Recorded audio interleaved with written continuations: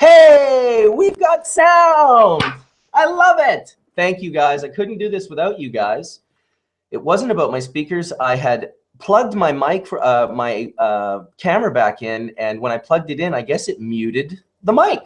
So thank you, guys. That would have been a real bummer, just talking without sound. And welcome, Etienne. Thank you, God, Etienne, for coming in as early as you do. I don't think those other guys realize how hard it is to talk to yourself for 5 or 10 minutes. Well, good morning, sir. Good morning, everybody. And woohoo! It's Hash Church Sunday, and it's a pretty exciting one. Here we got some good people coming in. Oh, yeah, we got some good folks coming in. I mean, all the regulars, I'm sure, will be making their way through. I know Jen Doe said she was going to be making another appearance, and she's back up in Oregon, I believe, with Marcel and Jessica. So that was always a nice treat to see those guys last time. I'm looking like Cottonmouth? That's because I shaved, man. That's because I shaved. All right, let's have a bowl. Let's start this out proper. Wow, someone's having more technical difficulties than me. You like that? Cuban, my rainbow friend. Is this Gay Pride weekend or what? It is. Yes, man. In Washington, it is always Gay Pride weekend. Dude, Nah, just kidding. Good to see you, man. Good to see you. You've been MIA for a while, so it's nice to have you back in church. Hey, Yeah. Cuban, good to see you, buddy. Nice to see you too, man. I just needed a little break, and you know the sun is shining out here in Washington at 5:30 in the morning. So when you wake up, you get inspired to like go out and do stuff. I'm a garden gnome in the end of the day, man. So it's nice. Hey, remind me later on when Mark Scialdone comes on. He asked me to put on the THCA onto my nail and see when it actually bubbled, and then when it actually started to melt. So it was at 374 degrees Fahrenheit and started to bubble at 380. So Do you have the white THCA, or is yours a little bit yellow? Yes, very white. Okay, that's exactly what it's supposed to look like. A few people were posting some yellow stuff, and I was like, that cannot be. These are two things I got yesterday at the Cup. There you go. Hey, Mark. Hey. Mark, Beat of the chemist. Mark, I just did the THCA. It started to melt at 374 degrees Fahrenheit, and then it started to bubble at 380. So there, I just did it on the start as you asked me to do. Okay, great. We'll see how that compares to Horatio's material. That would be interesting to see. Yeah, I'll try to do that today. I sort of wish that I had done my homework like you asked me to, but maybe Horatio did. He's a lot more on the ball than I am when it comes to some of this stuff in particular. So I know we're going to see him probably at one point here today. Welcome, Nick. Welcome. How's it going, guys? Good morning. It's good. Yo, Etienne, you're at the High Times? Nick's at the Cup. I was there yesterday. I spent all day yesterday. Me and Todd went out. And hey, by the way, thank you to everybody who watches Hash Church. There's a lot of people who watch Hash Church apparently, and they spent a lot of love. So much love to everybody. And I got to meet Mark yesterday, which was awesome. So it was fun. And then we took Mark and we went to Secret Sesh, and we Secret Seshed last night, and we had a good time. And we smoked hash till 1 o'clock this morning. So. Much fun meeting Mark in the session. Yeah, Alberto's full melt was the best shit I had yesterday. I'm glad it didn't happen till the end of the day. Which one? Alberto. Go ahead, Etienne. Tell me about Alberto's samples. They were just on fire. He had a rosin that was just, oh my God, so smooth and so delicious. You see this cherries and cream rosin by Elevated Extracts. They actually have rosin printed packaging, solvent-free rosin printed packaging. Cool. I'm gonna print up added solvent rosin packages. I'm gonna add solvent. Yeah. Make sure that the papers are bleached so you can sap in all that stuff into the oil. New solvent rosin. Man, people are tripping about my face being fresh shaven. Wow. Yeah. Hey, you look like a businessman, bro. Hey, by the way, happy Father's Day to all the fathers, and especially you, Mr. Father there, Bubbleman, and Cuban. Thank you. Yes. Hey, did you get to check out my my wife yesterday at the Cup? She had dry sift dabs for you guys, man. Where's she gonna be at today? She's at the Exotic Genetics booth. I sent her out there so she can rep, you know what I mean? Because the entries that we put into NorCal weren't even made by me. I taught my wife how to sift, and I taught exotic, so my students in the game are the ones that are competing this weekend. I will definitely go by and check them out today. I was looking for you yesterday. I didn't know you weren't in town, so. Yeah, I stayed back, and you know. Wow. My mom just came into the YouTube chat. No way. Hey, Mark's mom, how's it going? Yeah, my mom straight up is in the chat. Someone's like, why is he shaven? And my mom was like, that's kind of funny. I'm like, why are you talking about my mom? She's like, Bubbleman is clean shaven because his mama likes it that way, and I'm here to wish him a happy Father's Day. Oh, that's cool. That's pretty cool. Mom. Hey, Bubble happy Mom. Father's Day to you and everybody else too. Oh yeah. Hey, how cool is it of Bubble Mom to come in? Bubble Mom spent about 20 plus years working for the Winnipeg Police. All the while I was promoting and loving cannabis, both illegally and sometimes legally. So I got to give my mom thumbs up for her support. While being in a position of really being kind of what you would call the other side, she did still support me and allow me to do the work that I've done. So thanks for that, Mama. Big love, big love. And maybe... Yeah, so I took my dad to the Cannabis Cup yesterday for his first Cannabis Cup experience for Father's Day weekend as well. So nice, dude. It's been a great weekend for sure. That's very cool. Yeah, Nick, it was nice meeting you and your family yesterday. Yeah, it was great to meet you as well, Mark. That was awesome. Yeah. Very cool, very cool. Well, we got 328 people chilling in the room at 9:07. That's pretty good. That's some hardcore stoning, man. Yes, exactly. When you're like waiting, when you're like, when are these motherfuckers gonna like? Is Hash Church started yet? Refresh, refresh, refresh, refresh. You do look babyfish fresh clean there, Mark. I do, don't I? Well, I'm gonna have a bong rip in honor of my mom coming into the chat room. So. Word up. Yeah, and sorry that the dry sift sold out, man, at the Cup.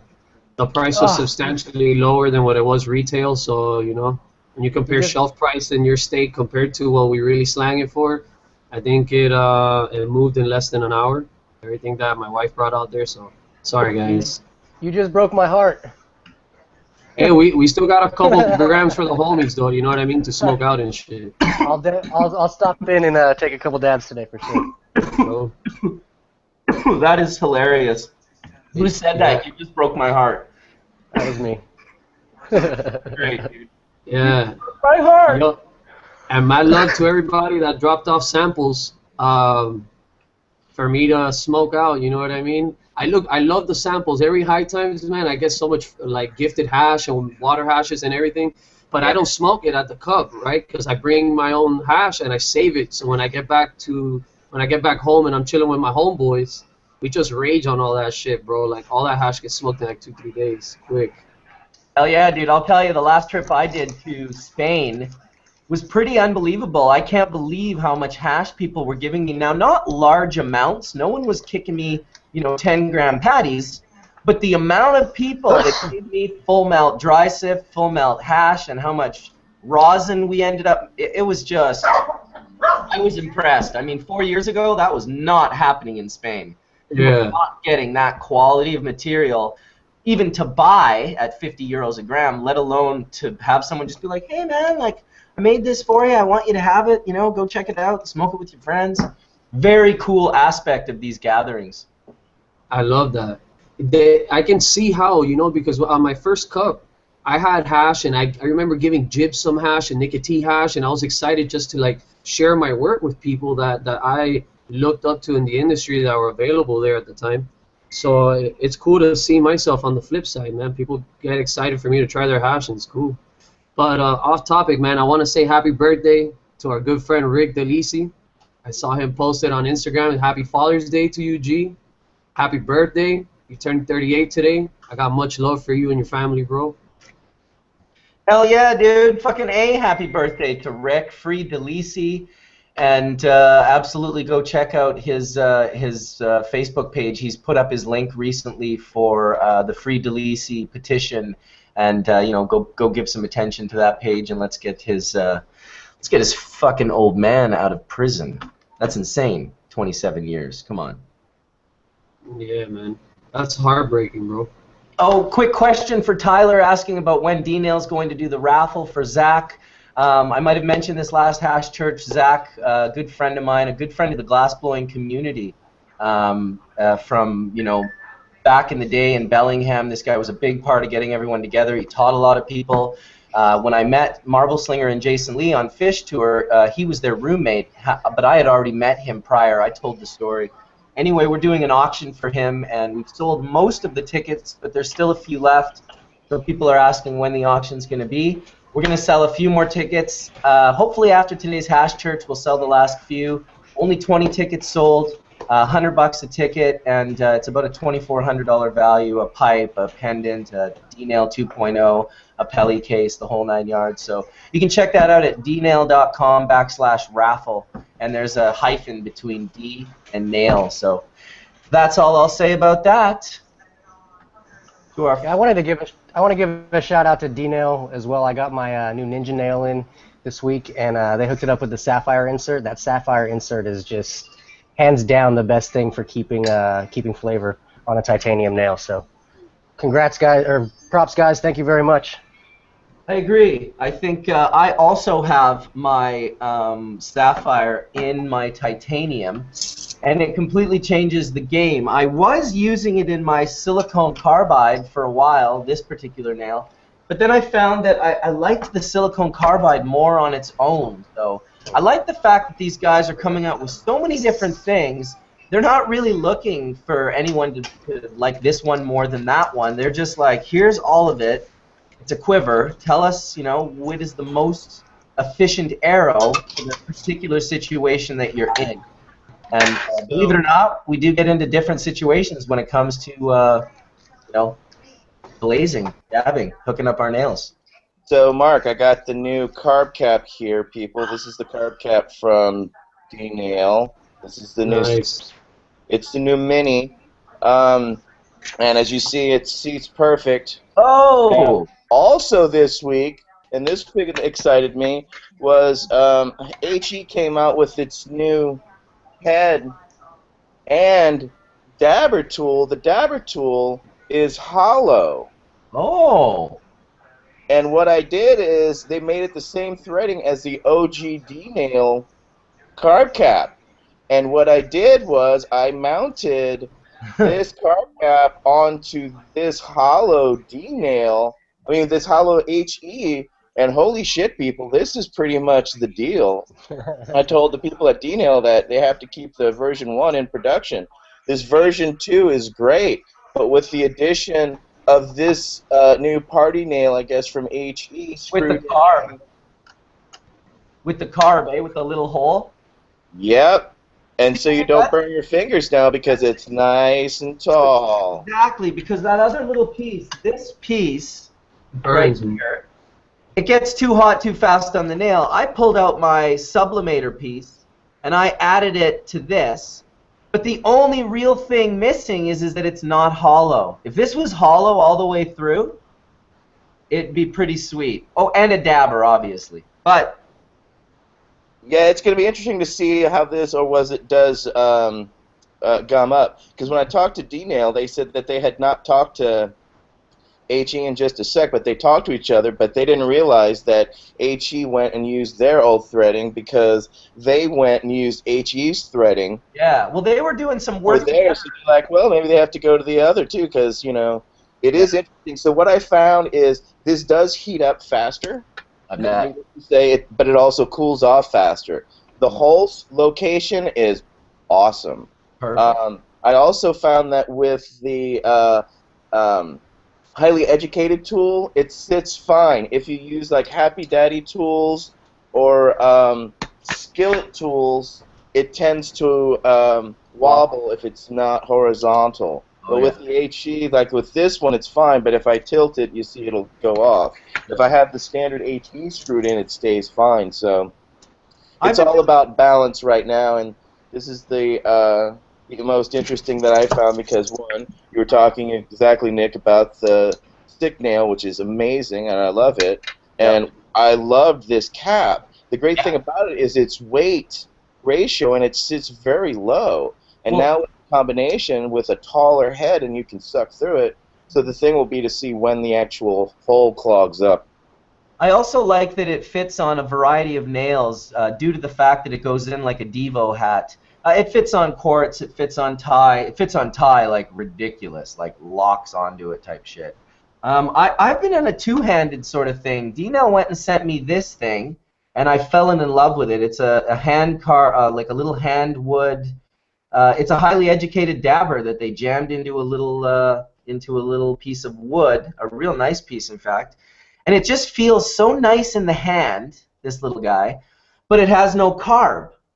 So I'm ending up with, you know, this on one hand and this on the other. But I have to say, dabbing is interesting because I've never really found any one thing that I stick with. I continually seem to evolve in how I dab my resins. Can you imagine that we're spending this much time just talking about dabbing resin? This is what Hash Church is all about, my people. And I would like to welcome Jeff and Horatio to the room. Welcome, guys. Morning. Good morning. We had 400 people in the room before you got in here, Horatio. How did they beat you? I was taking care of abdominal business on a schedule. All right, West Coast Smokes tells me that it's a Kind Tray dabber that did this. Kind Tray. I really like it, I gotta say. Just feels nice in the hand, fits in the pocket. A little less than, I don't know why. I guess I'm really into wood, actually, because I like it more than metal, I have to admit. Now, will they build one with a carb cap on the other side? I do not know. Or just with a screw end so you can actually put it into a carb cap. Cause I don't know how to do that. Someone's asking, sorry to cut you off, Etienne. Someone's asking me to unblock someone that got blocked in the YouTube chat. And I honestly don't know how to do that. If anyone... I have no. And if you got blocked, what I was saying to begin with. Yeah, I only blocked people that people told me to block, like that were in chat, you know, writing their name in capital letters. Once I see 4 or 5 or 6 different people write that, I'm usually like, okay, I'll block that person or whatever. I'll have to figure it out after Hash Church, maybe not in the middle of Hash Church, but it will happen. I promise I'll figure that out. Oh, so is it the last day of the Cup today, Nick? I guess is the Cup in the U.S. two-day event? Am I correct on that? Yes. It is a 2-day event. Okay. So I've always thought of the Cup as like a 5-day event. Yeah, it's quite short. If you're a vendor, you have to go set up and get everything all. Usually, going to the Cup, you had to go a day before over in Amsterdam, right, to acclimate, you know, before your setup. So. I can't believe they're going to have a third cup in California. I went on High Times website and they have a Fresno Cup. Yep. Like, damn, bro, 3 in 1 state is a lot of cups. There's a lot of cannabis users in California. It's a lot of the same trophy, man. I mean, like, you know, when is that trophy's just being given away left and right? That's a business right there. The dude making those trophies must be loving life. The whole competition aspect it's quite monetarily driven, I think, and that's why we're starting to see so many of these competitions popping up that are not just High Times, and it's more not saying High Times specifically, but a lot of these events I think are exploiting the plant more than they are celebrating the plant, which we all like to do. So. I think you're right, Nick, and I think it's why when we started Legends, when SKunkman and I were sitting around, and Rob Clark was there as well, we were coming up with ideas of what we thought. These guys had been to every Cup since the beginning, so I was like, you know, like, it's like there's great people. There's no denying there's great people. There's a good amount of information, of that, like, cannabis-focused information. And then there's people that bring great products and new things, glass pipes and hashes, herbs and strains, And so that's important, and that is the basis of what we all love. It's just by being hypnotized to like look over here, which of course they always want us to look to like a pedestal. They always want to look up. And so I've gone to a lot of cannabis cups, and I've stood in the crowd, and I've watched my friends win cannabis cups and have so much fun. So I also appreciate the pure joy of watching my friends just be like so fucking happy, like so elevated that that's a good thing. But at the same time, it's a lot of commercialism. It's a lot of like those spinning wheels and contests and like all this sort of like the cheese that goes along with it. And all the goddamn hip-hop music. God damn it. Can we play some Grateful Dead in the parking lot of the Cow Palace, for Christ's sakes? Holy shit. Hip-hop overload, man. Hip-hop overload. I can't stand it. It's gone from booths to stages. Everyone's putting up a goddamn stage. You can't even hear when you're talking to people. It's ridiculous. Sorry, had to rant. That's okay. The thing yesterday, Mark, is that what happens in this outside area, it's outside at the Cannabis Cup, and what has now happened is booths are buying so many booth space, vendors are buying like 4 to 8 booths, enough to set up their own stage, full-on portable stage, sound equipment, sound man, whole 9 yards. On top of that, then they also schedule their own performers. They had, I counted as I was talking to Mark, and Nick, I think you can agree, there was 6 stages throughout the event. On top of that, every vendor also has music, and everyone's blasting, and their music as loud as possible, so it's actually rather uncomfortable. And as Mark said, we're at the Cow Palace, and there's nothing but rap, and usually a lot of bad rap, just boom, boom, booming all over the place. It was rather kind of sad, like I said, to be there at the Cow Palace, whereas his band, the Grateful Dead, had started, and we heard nothing other than boom, boom, boom. I met Trixie Garcia for the first time, you know, one of Jerry's daughters, and I couldn't even have a cogent conversation with her over the boom, boom, boom of the hip-hop music that was coming from 2 adjacent stages that kept on trying to up the volume so they could be heard more. It's ridiculous. Sucked. We need a bluegrass cup is what we need. So what we're talking about really is integrity, and the problem with it for a business is that in order to remove all of those most annoying things, those will be where the most amount of sponsorship money came from. So it's like that's the money that makes the event almost possible. So we have to figure out somehow when you lower the, like I know this from having a shop. I did a super high integrity gallery called the Melting Point.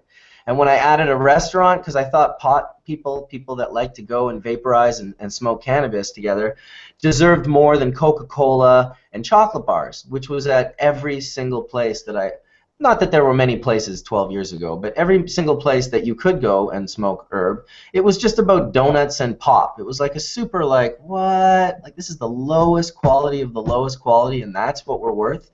So I did it all, raw food, organic, vegan, macrobiotic, grown within 100 miles. Like, we did it proper. And the integrity was so high, the profit was literally non-existent. It cost me money all the time to do it because of the integrity. Now, in that defense, people loved it, Mark. You rarely heard people sort of bitching in the way that you were just, you know, kind of like, fucking hip-hop, like, damn, dude, it's too loud. Well, yeah, and it's not that hip-hop's bad. It's that both those guys that were pumping the hip-hop, they both paid like $15,000 or $20,000 or $50,000 each for their booth. And so they really want to squeeze every little bit of value that they can get out of that booth. But you know where I feel you guys, man, when it comes to the annoying music, because one, it's not even good rap. It's not even anything like you'd have a CD of. It's some like bougie rapper from like the streets of wherever the hell rapping about some random shit like lyrics that don't even make sense. Man, it's their friend's record with a terrible mix. That's what it was. Oh man, I hate that. And I love rap music, but I hate cup music. Say hi to people, and the problem is it's so loud and booming in between I have to yell at people. And I wanted to say, hi, Mark. I wanted to say, how's it going? Instead of say, hi, Mark, how's it going? It's good to see you, buddy. And we'll say, you know.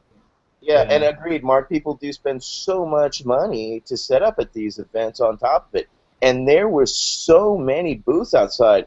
We were joking last night, if you were a non-medicated person, the High Times Cannabis Cup was a small blip because it was just a small inside where the art was and where all the activists and initiatives were, and then everything was the smoking section outside. There's no non-smoking section and smoking section, so not only was it smoking, and the impressive thing was, Mark, the amount of money these people were spending on their set list, and then rappers. They had known rappers, they were spending money, and they had t-shirt cannons. They are the whole time just selling, throwing swag, giving out hash candies and everything else, to the point they draw a crowd through all the free swag, and then they inundate you with so much shit.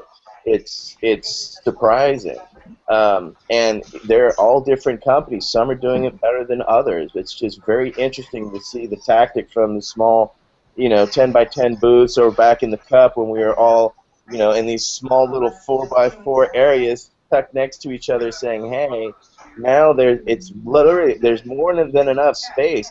Now there's more booths than people there. Yeah, it's kind of ridiculous. I say we start throwing the High Integrity Cup. That's, the High Integrity Cup is like Shivaratri in Kathmandu. When all they do is they gather for Shiva's birthday. These guys smoke tough. And when they gather, they don't, all enter under a ballot or anything. They put their hash on the table on a plate. Maybe one table's got many, many different kinds of hash, and everyone maybe brought their own plate so that you know your plate. And the first hash to go is the best hash. It got smoked. That was it. That's no need to judge or do any sort of anything. It's like it got pulled off the plate first. If everyone focused on it in the room and kept pulling out of that plate until it was gone, well, that was the best hash. There it is. Speaking of the best hash, are we still on board for Legends in Jamaica?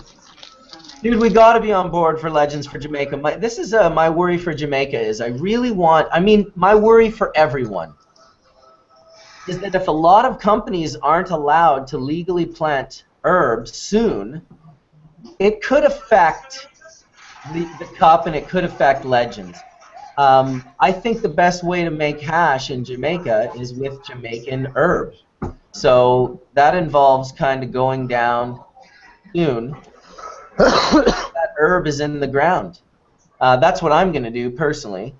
I couldn't imagine, not to enter Legends or anything, but just for the hash that I want to have. I want to have hash that was grown in Jamaica and processed in Jamaica. So it would be nice if they gave their permits and things were more legal. In a real dream world, Jamaica would go full reciprocal with all medical federal countries, because you can't import outside. It has to be federal. So, because that would allow me in Canada to bring my medicine to Jamaica and back and forth. In which case, I bet you a lot of Americans would be flying up to Canada to fly to Jamaica.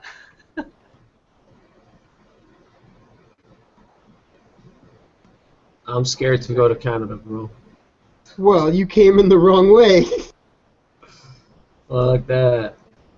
Man, we came in the right way, but with the wrong way. Yeah. Oh, Hey, yeah. I like the Jamaica poster.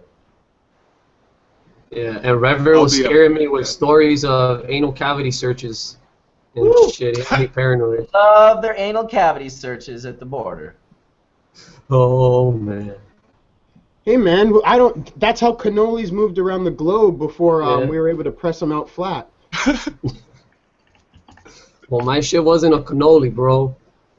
I brought medicated scrubs. Remember, Jeff? My medicated joint scrub. Yeah, I never got to see it, but you told me about it. For Yeah, sure. that's what I told those fools. They were like, we found blah, blah, blah. And I was like, man, that's from my accident. You know, my joints are all fucked up. So I rubbed that with some water on my knees and everything. You want to see me do it? It's not what you think it is. They didn't Not give a sexy. fuck. No, man, they didn't care. You were betting on the melt. You're like, this will melt so good it'll look like lotion when I scrub it on. Oh, I was like, man, if they're gonna take this away from me, I'm about to rub 50 grams of dry sift on my body. Ooh, yeah, baby, powder myself up. But nah, they didn't even want me to look at it, bro. Oh my God, I almost forgot about that brutal experience. I stopped Yeah. going a long time ago. I really did. I would just feel, I got the same thing on the other end. It was just ridiculous how harsh this was even before I had any type of record or anything. They just gave me a hard time at the border. Like, they just thought I was trying to bring shit over and stuff, and I never was. And it's just like, if you smoke a ton, then probably, and you have those guys go through your shit, they'll find shit you didn't even know was there. Oh, What about this? You'd be like, damn, bro, I've been looking for that shit. dude, they got this crazy ass swipe that they pass on, like, on your phone and the backside and shit. And if you were smoking a joint and you touch your phone, they know. Yeah, because it goes You're like purple. dealing with weed. Yeah, that's some bullshit, dude. Yeah, they do it to your windows, too. They'll do it on the inside of your windows. Oh man, they did it to Yeah, everything. there's a Windows swipe, yeah, that finds any THCA, etc. Down in Louisiana, you know what they would do if the cops pulled you over? They would ask to smell your fingers. And I didn't smoke back then, but I didn't know why. But they were trying to smell if you had just smoked a joint and flicked it out the window. And you know, that's a very simple litmus test. It's the same litmus test, actually, the Ukrainians in Kiev at the Institute for Bast Fibers. Goroborodko was the head back in the 90s when I was dealing with them. But those guys were, you know, they were told by the DEA 20 to 30 plus years ago, maybe even more, 30 plus, that they had to get rid of THC or get rid of their hemp, and it sort of was a big part of their economy. They really used it. It was an important factor in their economy. You can see the history of Ukrainian hemp actually at Ben's Museum in Barcelona. There's a really some beautiful photographs, and there's thrashers and hand thrashers and all the different tools and stuff, and it's really quite something. But anyway, this guy Goroborodko, he figured out that he could go into the field with this particular litmus test, and I guess he was testing the pH or whatnot, and these plants that would turn purplish color on the test, he would just pull. And he did that for years, and maybe even more than a decade or two. And they got, in return, the Ukrainians are known for the lowest THC content on the planet. It's 0.01 for the Zolotonosha.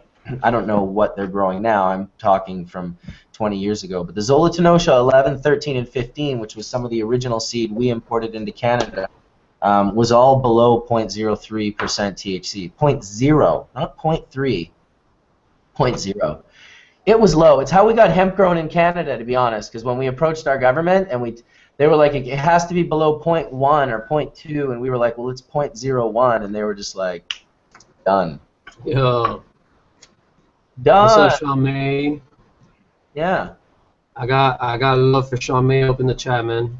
He's a good friend. Which guy? Sean May.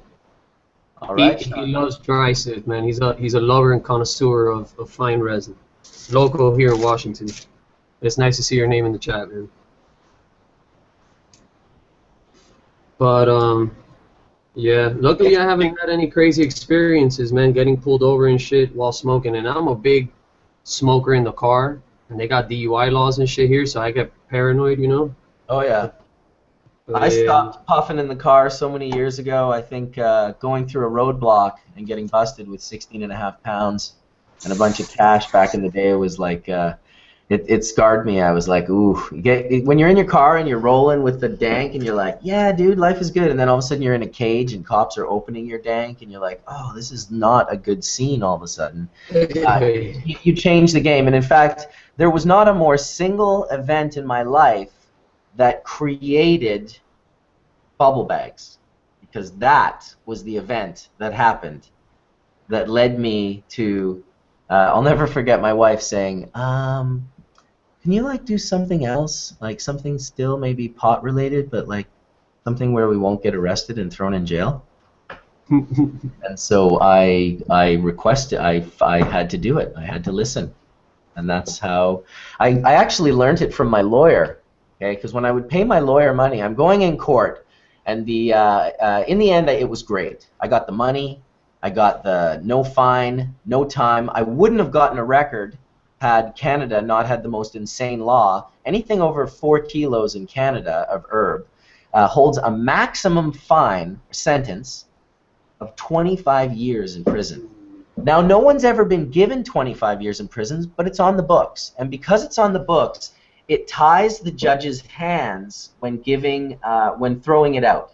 So if it's over a certain amount of kilos, basically there was no getting around the fact that I had to get the record because of the way the law was written and the way it went through. The judge didn't want to. He had developed prostate cancer during my trial, so he was very interested. I had many, many, many people from the BC Compassion Club in my case. Every time I went to court, there was, first it was 10, and then it was 20, and then it was like 40 people from the Compassion Club. I would rent school buses to bring them to and from the courts, and it was quite an experience. I'll say that much. I got pretty much off, but still got the record. And the thing I found interesting about it was that the prosecutor just really wanted the cash. He knew he was going to. It's all decided in the hallways, right? It's not decided in the court. These guys know each other for 25 years.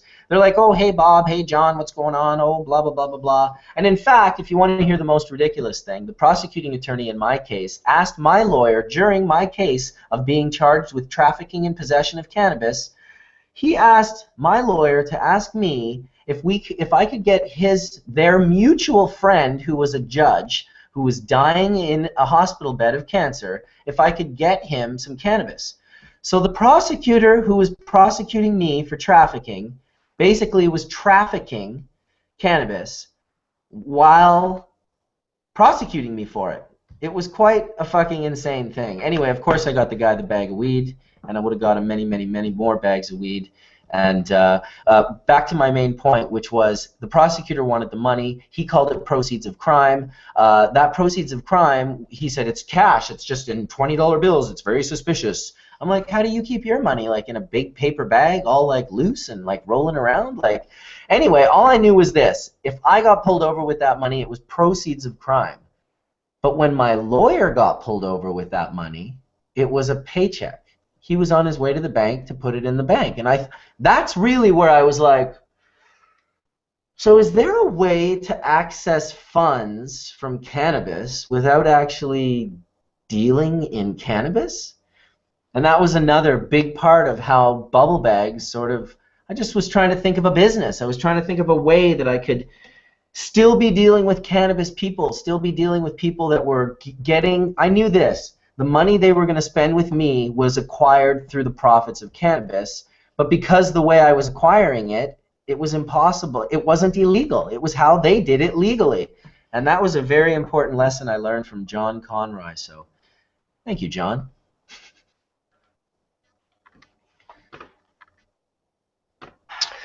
All right, guys, I got to get going. I'm about to head up to San Francisco for day 2, so if anybody's going to be around, make sure to stop in and take some dabs. Words. Yeah, stay for the award show, man. We'll see you there because Tony's going to be live broadcasting from there in about an hour. Yeah, I'm going to meet up with Tony, so we should be on in about probably right about 11. So. I know. Perfect, dude. We'll see you then. Perfect. All right. Have a good one, guys. Word. Yep. They are. Go ahead, Q. My bad. I sent my lady to go look for Tony to see if I can get her on video. He'll be at the Harborside booth. Yeah, I told her. I'm thinking about starting up a tiny chat later on this afternoon or something like that where I can get mad people in to wait for the award ceremony. Well, dude, I'm going to eventually get the video chat aspect back on Full Melt Bubble, and that'll be a good spot for us to be able to use for things like that and for in between Hash Church. Really, I'm going to call it Hash Church Waiting Room because people wait for 7 days for Hash Church to restart and for things to get back up and running, and it would be a nice place to give them to have a place to chill and talk all throughout the week because, well, there's some great people out there that Hash Church has has brought in. Word. Absolutely. Yeah, I'm excited for my 20-gal set of bags. Can't wait for tomorrow. Man, I don't know why UPS doesn't ship on a Saturday. I would have had these things yesterday. But, yeah. Hey, can you stack garbage bags and separate, like, for example, put a 220, a 190, and a 160 on one garbage bag, and then put, like, a 120, 90, 70, or whatever on the second one, and then the 45 on the third one? Cut, the first two cut, and the second one open with, like, a drain valve on the bottom? You Could I could. be able to do that? Or is it going to be, like, too heavy? You can definitely do that, but the 25 micron at the end is going to take a while to drain, and so you're not going to be able to just pour right through like you're thinking, I don't think. But, I don't use 25 micron. I hate that bag. I like okay. I mean, it's gonna drain for sure, but even with the 45, you got to do a little bit of shimmy and shake, and when you get up to the that 20-gallon size bag, it's not like. If you want a real good idea, though, you put like a big, powerful air pump in the bottom of your bucket, and so if you can crank that thing and blow the resin off the screen, you can lift the bag easy. It comes out. It's the resin that's on the screen that's slowing it down from dripping through.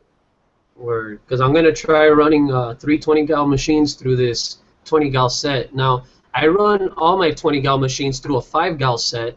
So, I call it the shake, shake, shake Shinoro, bro. After, like, one machine, I'm there, like, trying to get through the whole process of the draining. So I'm hoping that the 20-gal set's a little more forgiving on the back. Right. It'll be a lot easier for you to drain than those 5 gallons, Cuban. Putting 3 machines through a 5-gallon, that's a lot of water to move through there, man. Whoa. Sure. Yeah. Yeah, I don't know how people do it, bro. Matt Rice is like, yeah, man, I do it with a 5-gallon. I'm like, bro, no, you don't, bro. You're lying to me. I'm gonna use that 20-gallon set, bro. You stay with the 5s. Fuck that. Yeah, we use multiple sets a lot of times, and then just put the hashes together. So the different screens, we'll just put them all together and pull them in one pull. But yeah, it's once you get a lot of water moving around, it's a lot to deal with. Yeah. This guy, shake, shake, shake. Man, if you've made water hash with 5-gallon set, you know what shake, shake, shake is, bro. With that 73 gets clogged. Oh, yeah. I know all about it. Yeah, I've run multiple 20-gallon kits. Many times people have wanted me to build them or customize them large units, and I'm like, well, you can be pretty damn effective with like a 20-gallon machine mixing for 3. One bubble now will mix 3 machines because you only mix for so long, and that thing can just be mixing and mixing and mixing. And if you're pulling bags, I mean, with me and one other person, we turned 40 pounds into, what did we turn it into? Was it 2 and a bit pounds of like, and it was trim, like not all the best trim either. It was literally like a big grower that had just been collecting everything, but we got 2 pounds of melt from that batch, and it was beautiful from the like 45 micron up to the 160 micron. So awesome. Yeah, I never pick out my bags. The reason I separate my my bags into buckets is because I like to just like take the 220 side and all that out and just go right to my 73, take the patty out and just reassemble it. I take my 45s and all that out at the end. But it makes it hard, man. I just rosin everything now. Like I keep the 73 and then I mix my 190s, 160s and into my 45 and Yo, speaking of rosin, man, I've been wanting to show you guys this stuff. So there's a guy called Foundation Extracts. I brought him up before. He has like a really powerful press and these little plates, and he makes like, pretty nice rosin with very low temp. And he's designing these bags that are micron filtered, and he calls it the APE extractor. And dude sent me a few of them. They come in different microns, 90, 220, and a 130. So my biggest problem with my press is that no matter what I use, I tend to bust the tea bag. You know what I mean? But these don't, man. And these are prototypes. He has like different stitchings and stuff on them. But big up to this guy, man. I made some real nice rosin yesterday thanks to him. Wicked. That's awesome. Well, it's nice to see people forwarding the motion, Yeah. Getting things to a better level. Hey, I got a shout out to this Erlax guy too. His website is errlax.com, and he wrote a cool little article called "Why You Need to Watch Hash Church." Cool. Yeah, he posted it just this month. I'll post it in the Google chat so you guys can check it out if you like. And I just wanted to give him a shout out. It was pretty well written, and I appreciated it. Damn. Some slap-a-dabs? Yeah. Here's mine. Yeah, people hook me up with stickers, man, because they know I stick it onto my car or whatever, you know. Oh, that's nice. I don't know why it won't go clear, though. Yeah, it's a plastic card, like a credit card. I have stickers, too, but I have no idea where they ended up. I can't keep up with all this stuff. It's like I've been in business for, like, almost 20 years. I figured it was time to, like, make some stickers. That was another thing. All these years of going to the cups, and all I did at the cup was smoke people out. That was my thing for like 20 years. I get my booth. I got no free shit. I'm just puffing bowls with people, and man, I watched people give away some unbelievable amounts of shit. Swag bags, they called them. I was like, they call them swag bags? I would rather have a dank rip than a swag bag. Yeah. All day long. You work, Mr. Sheetal says he works with foundation extracts. Well, man, they're good peeps. And I only trust Fresh Headies for the bubble bags, man. I don't fuck around with that no more. Wicked. Yeah, that is cool that he works at the place you just at the guys you just shouted out. Yeah. Very good, very good. Well, Tony says he's going to be a little bit, so we'll see him in about an hour. I'm not sure if Aaron's coming in today, but we got Jen Doe and Marcel and Jessica coming in here in a little bit. Nice. And yeah, Phil's going to try and source a PC. Someone asked how they could get in touch with Phil Pearson, my friend with the cluster migraine headaches that has come on a few times. He's going to come in a little bit and try to share what information he knows about that. That'll be good. I think it's almost time for a bowl. I don't see us puffing very tough here. I think the smoking is really the great facilitator of the logos, as you will, the language. So everyone just take a half-gram dab. Got my half-gooey rosin over here, fresh pressed. I'm rocking some headband. Headband. Tasty. Who's knocking on me? Who's knocking on me? Oh, I love headband, bro. But if there's one thing I'm starting to love a lot, is OG. Okay, I'm going to ask the entire panel. If you could ban off the face of the earth one genetic, what genetic would you wipe off the face of the earth?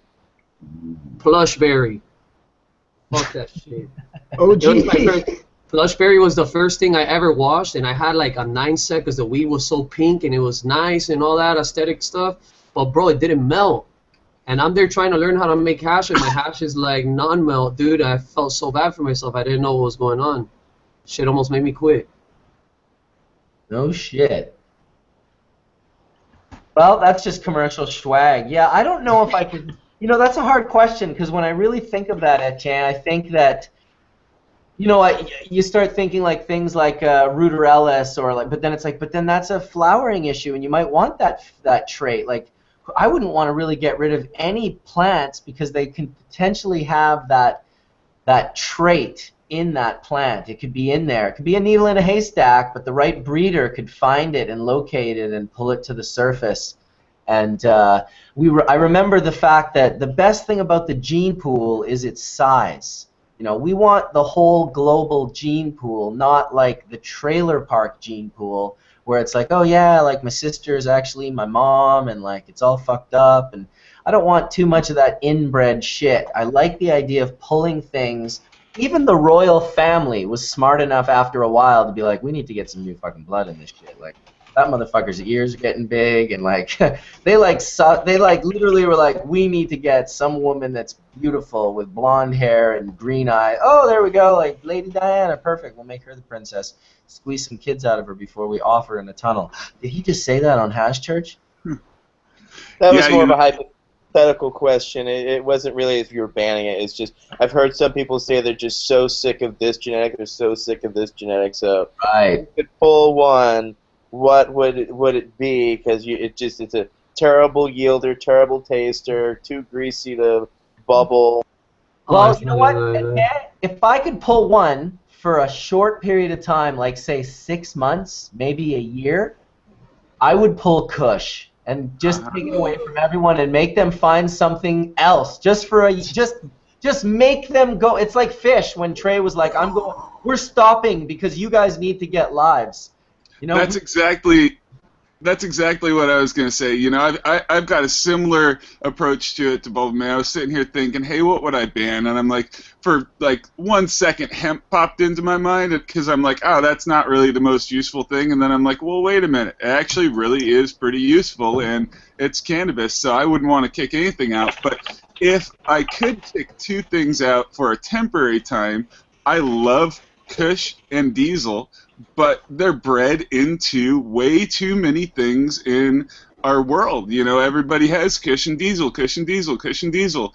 And so I think that Kush and Diesel are responsible for us losing a wide variety of genetics that people used to have, but then Kush and Diesel started being way popularized, and you could get a little bit more for those strains when you were wholesaling them, and so people just moved away from having a lot of their heirloom strains that didn't do the same thing.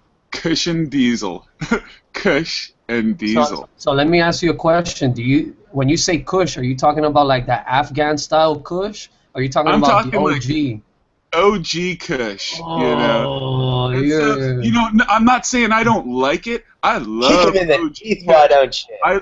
I love Master Kush, right? You know, I love Pure Kush. Those are all really, really favorites of mine. And I love Sour Diesel. You know, all of those strains, they're fun for making hashish, but people really have used them and crossed them with so many things that it's just kind of, they pollute our gene pool now.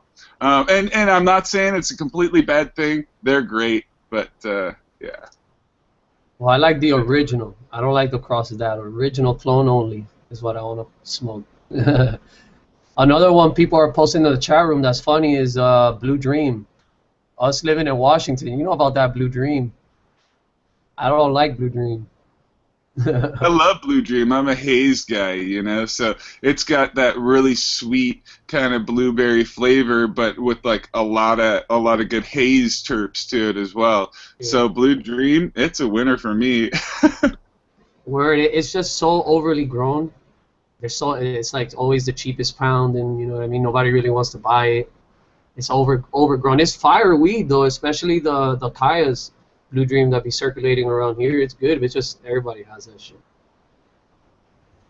I think regionally there's oversaturation. So everyone regionally, it's like if I wish my region would take a break from Bubba Kush, and you know the beginner strains. Like I mean, I know they're great for pain, but it seems like there's no exploration. So that's the thing I want to say about Cali is I wish Cali could take a break from OG and experience something else than just it's almost turning into McDonald's. I love it.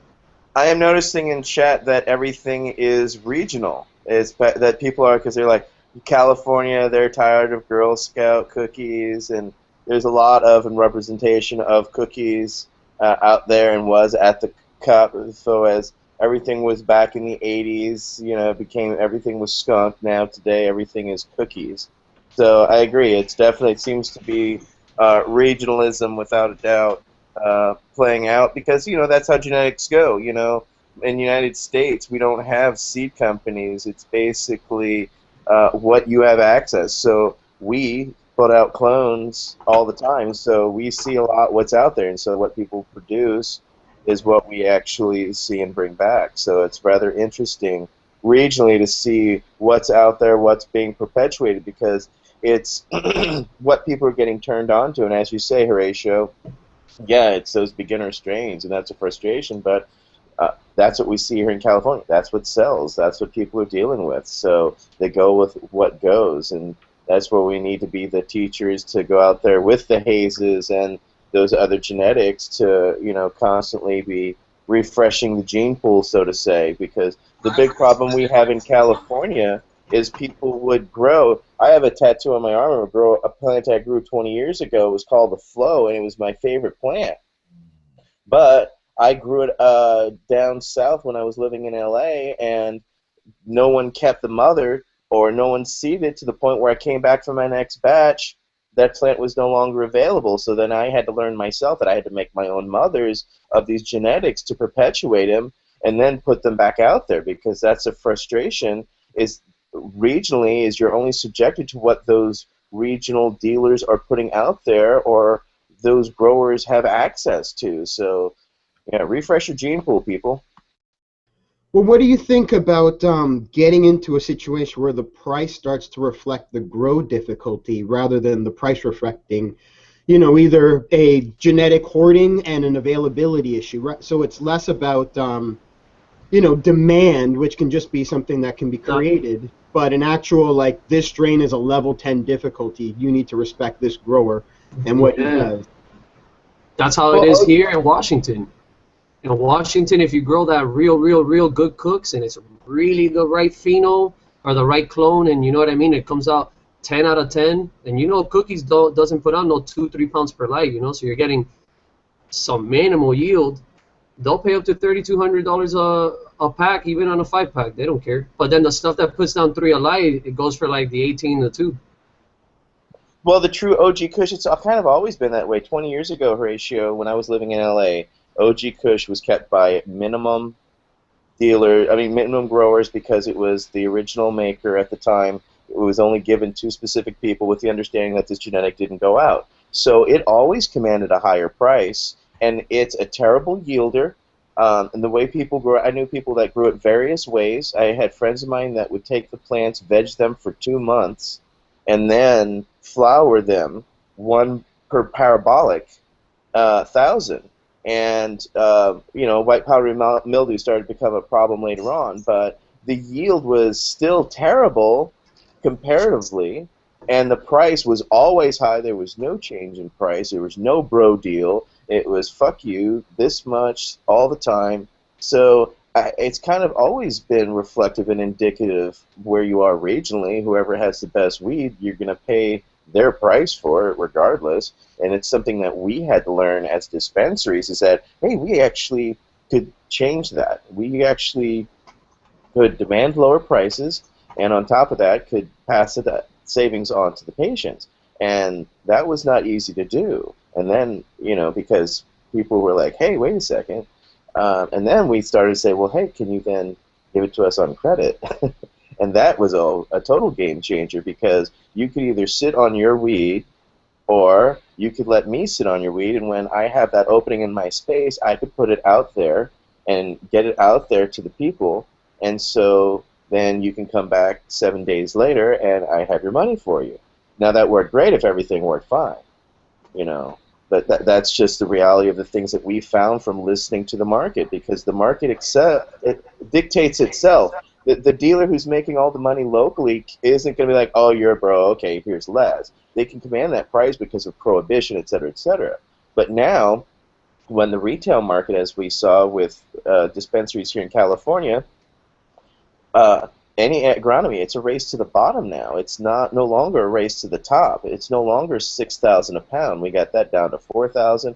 Somebody was telling me last night, I remember when he used to sell for me for $4,400 a pound. Now it gets down into the $2,600 a pound. So it's never going back up. It's always, with agronomy, it's going down. So again, it's access what you have access to and what you can, grow respectfully. And so we have to make it on ourselves that we have access to good product at a good price. And so I can demand now a lower price respectively, because I can go to this guy who's coming in saying, I want this much for a pound, and say, well, this is what I just paid for this. So either you can pay this for this, or thank you, have a nice day. But they have choices of where they can go. When you're subjective to the local dealer, you've got no choice. Fuck you, one choice, that's it. It's amazing when people can come to my shop and there's over 200 different SKUs. Yeah, I never went to my dealer and had more than one choice. Okay, so that you can now go into stores in Colorado, Washington, here in a second, Oregon and Alaska, I mean, come on, Cuban, you got to tell me, the first time you actually went into a dispensary, you could actually have choice, as opposed to just the one selection you were stuck with, end of story. For me, it was a game changer, and now to be able to provide those different varieties in these variety of price ranges, I have been through 15 years of market structure, through the people telling me what they want and actively listening to our patient base, because they wanted this cannabis at this price, and I could say no, I can't, and charge it higher all day long, and that's just going to sit on the shelf and go through, rot, because it's just going to sit there. So dealing with an educated already base of people who are educated about cannabis in general in California, there's not much of a learning curve, which will be in some of these other states. But in the end, it's all about good cannabis at a good price. End of story. Otherwise, fuck you, they're going somewhere else. No doubt. Sorry to diatribe. Yeah, I think prices are regional, man. For example, here in Washington, a pound of OG, no matter how fire it is, doesn't really go for very much. 24, maybe 25. While cookies are going for the 32, farmers markets or dispensaries or whatever the case, But then you take that same pound of cookies to California, nobody wants to smoke it. People don't really like cookies out there, but the OGs are going for the 3+, for the fire. So, I mean, what I grow now is just the flavors that I've seen the market geared towards in my area. And it also makes good hash, you know what I mean? Wicked. Yeah, I just realized I was sending out the link to people, and I guess I had copy and pasted that Earl Wax link that I put in here, why you need to watch Hash Church. So I was sending that link out to people instead of the actual Hash Church link. Going on. Morning. Hi, John. Yes, it is a good morning. Here we are in beautiful British Columbia. At least here I am. I don't know where all you guys are. Actually, I do know where all you guys are for the most part. Where are you at right now, Mark?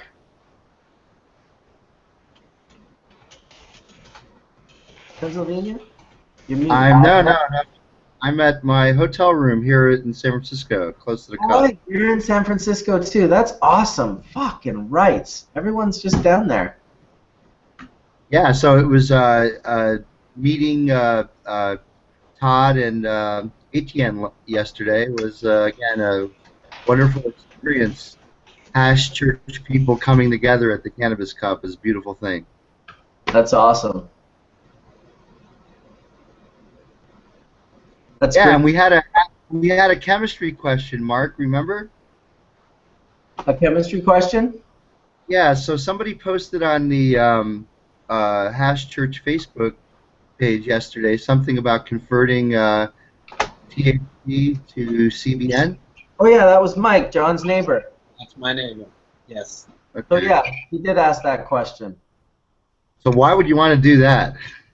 Well, the newest, his wife has found out that he's been reading some articles about some people that have brain cancer, and the doctors that are helping out these particular patients are saying that CBN is a real good fighter for this, and so they want to give it a shot, because Mike has done over 100 days of cannabis therapy. We gave him a lot of different formulas, from ratios helped him out, to I've helped him out, to we've had him with Felix Tears, and he just had surgery not yesterday, before, where they cut the tumors out of his cheek and another one out of his leg.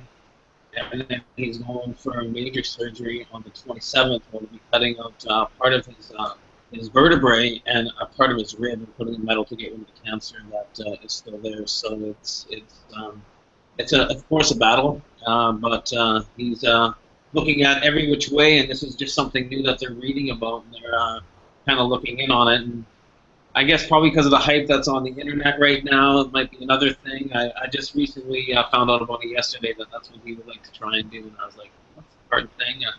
Throw in the freezer for a year, it might convert. Yeah, my advice if you want to come up with a high CBN extract is extract the oldest weed that's been sitting on the shelf that you possibly can find. There's a background degradation that happens to THC on curing, which is THC does convert to CBN, and I have no data to point to this direction, but I do believe that that's a microbial mediated process. So I believe that microbes start decomposing THC and converting it to new metabolites that were reported by the El Soli lab recently, and that those metabolites are en route to CBN. So I think CBN, again, is just a degradation product of THC. It actually competitively, like CBD, competes for the CB1 receptor. So actually, CBN sort of works against the psychotropic effects that you feel when THC binds to the CB1 receptor. So I think it's only a mild antagonist. So I think THC has a much higher affinity for that receptor. But I do believe, and I again don't have any experimental evidence to point this way, though, that CBN might be responsible for that popcorn essence or flavor that people are reporting in, say, rosin or older weed. I would say that if you could find a bag of old weed that's been sitting around for a couple years, try extracting that and send off the hash to see what the CBN level is, because I do believe that this is just a background thing that happens on standing. Well, here we go, Mark. I got a bag of material I converted back in 2010. This is 5 years. Of course. Yeah. It also that degradation reaction also requires air, so it's helpful if that air comes in contact with the herb, because if there's no air there, it's an oxidation process, and so when you convert THC to CBN, the oxygen in air is actually required in that process.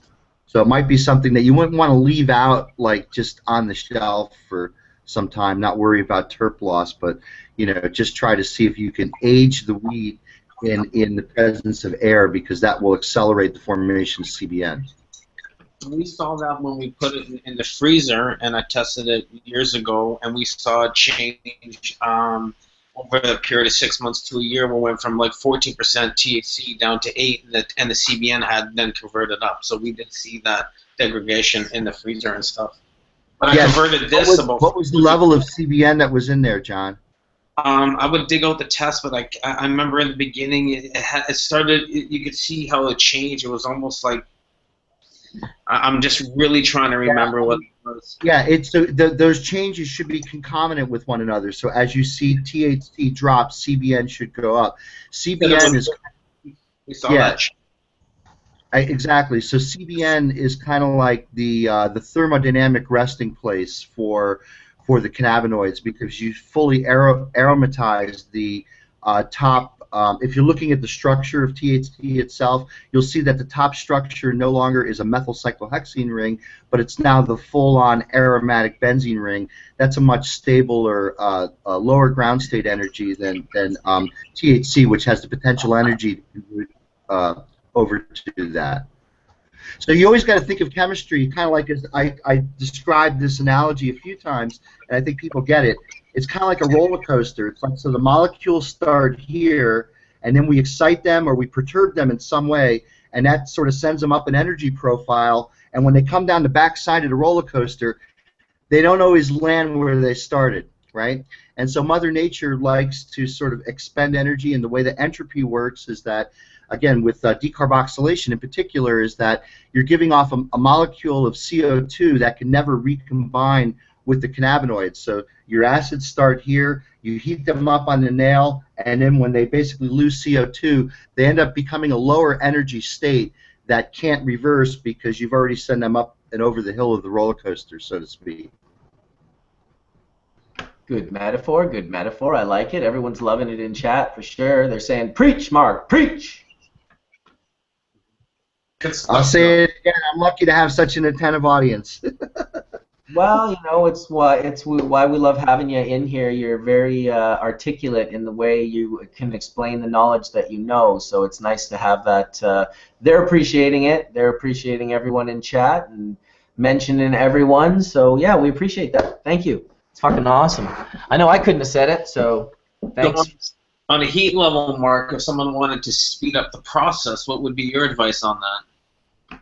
Yeah, so this is, I think, was a little bit spelled out in the comments there, and it was kind of interesting. Etienne's result, which is basically showing that, and you know, we need Horatio. You need to chime in with the same set of data for your crystalline THC, and that is that you could start with a cold nail, so a room temperature nail. Put your crystalline THC on the nail, and then turn on your e-nail, and then look at the temperature where that white crystalline solid then, you know, melts, and look to see if you see bubbling coming out of the melt. Now, I think what Etienne said is that I wrote these temperatures down, but I can't find a piece of paper I wrote it down on. Etienne, what were those temperatures that you saw the melt of your pure THC and then the bubbling? 374, 376 is when it just started to just descend on the sapphire, and then at 380 it started to, as you said, when it actually started to bubble, and it started to bubble and boil like that. Yeah.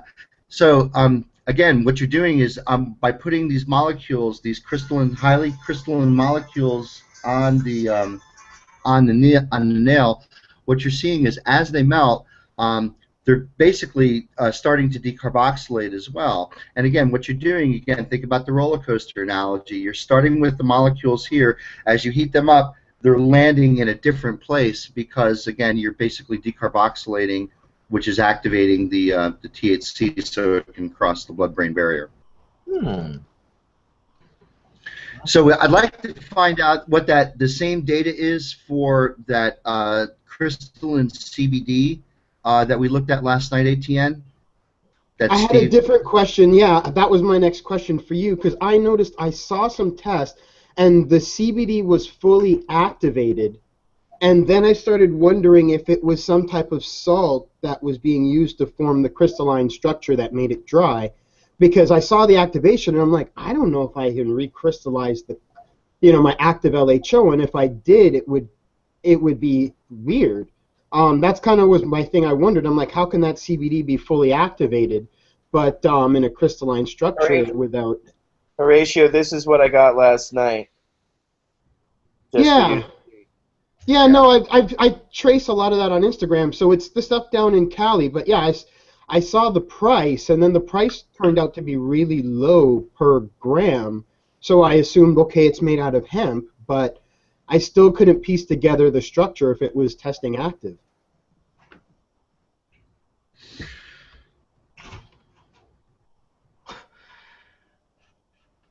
Well, someone in chat's asking who thinks his wife isn't hot. I'm like, I don't even know what that means. I'm just gonna stay away from that one. Stick with dabs. Dabs, dabs, and more dabs. Nice Father's Day Sunday here. Happy Father's Day to all the fathers listening and all the fathers in the house. I know we have at least a few of them in here right now. What do we have? 1, 2, 3, 4, 5 fathers in the house? I got 2 cats. Grateful Dad. Grateful Dad. Did you see that thing I held up earlier, Mark? It was for you. I might have even pulled it off your website for that matter. I don't know. Oh, awesome. What was that, Mark? Hold it up again. Let me see. I didn't see it. I think you'll appreciate it if you haven't seen it, but you've probably seen it. Well, which one was that? 1 sec. Here we go. Oh, yeah. Hey, Mark, are you going down to the Santa Clara Dead shows? You know, I'm not.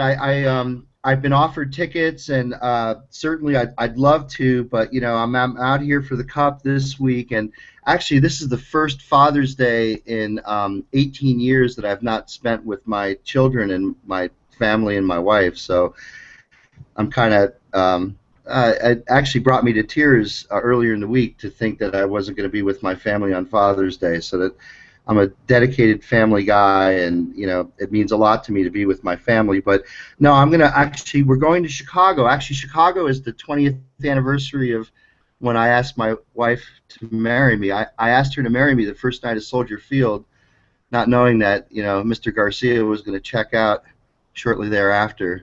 So our life certainly had changed after Chicago 20 years ago. So we're going to go to Chicago and have a lot of fun and drop a bunch of LSD. Excellent. I tried for Chicago tickets and I couldn't get them, man. They were just too hot to get them, and so California it is. Hey Jeff, I can get you one for like 110,000 general admission. Hey Jeff, send me a message. I can probably set you up with tickets, my friend. And the powers of Hash Church once again. I think Mark is making LSD for everyone. That's how he's getting the tickets. He's gonna show up with a 55-gallon, a garbage bag like Owsley, like Bear used to do. Just roll up with the garbage bag and give handfuls.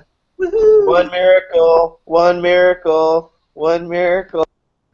Owsley. I gotta tell you, I gotta tell everybody a Bear story now. So and tell them who Bear is, because a lot of people don't know who Bear is. Yeah, so Bear is Owsley Stanley, who turned on most of the Bay Area generation, the Summer of Love people, to LSD, to high potency LSD. He was a dropout, I believe, of Stanford University, and I guess along with Robert Hunter, the Grateful Dead lyricist, was actually involved in some of the government testing of LSD that was done. They recruited students at Stanford University to go into this room, and don't tell anybody about this room. It's a special room that only you can go in. And they gave you a little cup of water, and you drank this cup of water, and then they filmed you for hours to see what kind of madness you would be lurched into. But anyway, so Stanley, Owsley Stanley actually was a manager of the Grateful Dead for a while. He was a recording engineer. He was the guy who really envisioned the Wall of Sound, which, by the way, was debuted on March 23rd, 1974, right down the road where the Cannabis Cup is at the Cow Palace here in Daly City, California. He designed the Steal Your Face logo. Yes, he designed the Steal Your Face logo. He also was the guy who recorded all of the Old and in the Way sessions. So and more. Those Grateful Dead historians, absolutely. He owns a lot of recordings. Yeah, and so my funny Bear story is I knew his girlfriend quite well during the early 90s, and I defended my PhD dissertation on a Wednesday, and that Friday we went to Hamilton, Ontario to the Grateful Dead shows. This was in March of 1992, and I was just completely out of my mind in a psychedelic kind of way, and Sharon, my friend, came up to me and said, "Look, we're going to go meet Bear backstage." I said, "Okay." So this was just before, if those of you who know the format of a Grateful Dead show, there were 2 sets typically, and during the second set, there was a part that they would call drum space, where the band would walk off stage and they let the drummers do a drum solo. And so this was just before that, and so Sharon walked me backstage, and there it was. The band walked right in front of me. Jerry Garcia walked as close as I am to my laptop computer, walked right in front of me. They all walked, and I was just completely out of my mind, just starstruck. I didn't want to, oh, hey, Jerry, like reach out and hug him, or I was just kind of sort of standing there. And so then Bear walked up, and then Bear was actually, he has made these silver cast belt buckles that he sells for, $500 or thousands of dollars, and he was trying to sell people these overpriced belt buckles. And then so when Sharon brought me up to Bear, the first thing he did is he reached out and grabbed my beer belly, and he told me that I needed to go to the gym. I thought that was funny.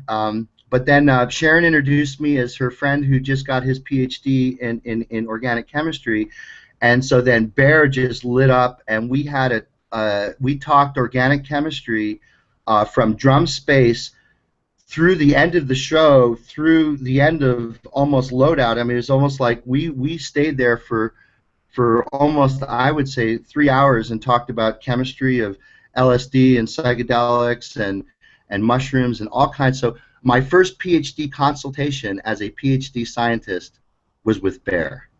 That's awesome. Oh, dude, that's awesome. I got In '94, I was gathering signatures for Jack's initiative back in the day, and we were working the Dead Show here in Oakland, and he came right up to us, and he's like, really appreciate what you're doing. And he introduced himself, and I was immediately like, oh, I know your stuff. I've tried your stuff. I had a friend of mine who actually had a time capsule who, check this out, Mark, you're not going to believe this. This cat moves into an abandoned house in Berkeley. It turns out to be the old Last Gas Press house. There's all the original plates. So he starts taking these plates and starts trading them for the original art. And along the way, of course, you know, it's a small community of these real holders of the original art, and he came across these 2 time capsules, and so he gave me some, and I was able to try it. So I was able to then ask him, I was like, Mr. Stanley, I tried your acid. Was this your acid? And I described it to him. He's like, to a T, that's it. What'd you think? I was like, it was amazing. It was the best I've ever had. And it was true. And it was just an honor to meet him and just to talk to him. But what was so cool is how down to earth he was, and how, you know, he wasn't so caught up in himself. His ego was very checked to the point where he would engage you if he wanted to engage you. Because I could see when people recognized who he was, he then, you know, disappeared into where he needed to go to. But it was amazing, man.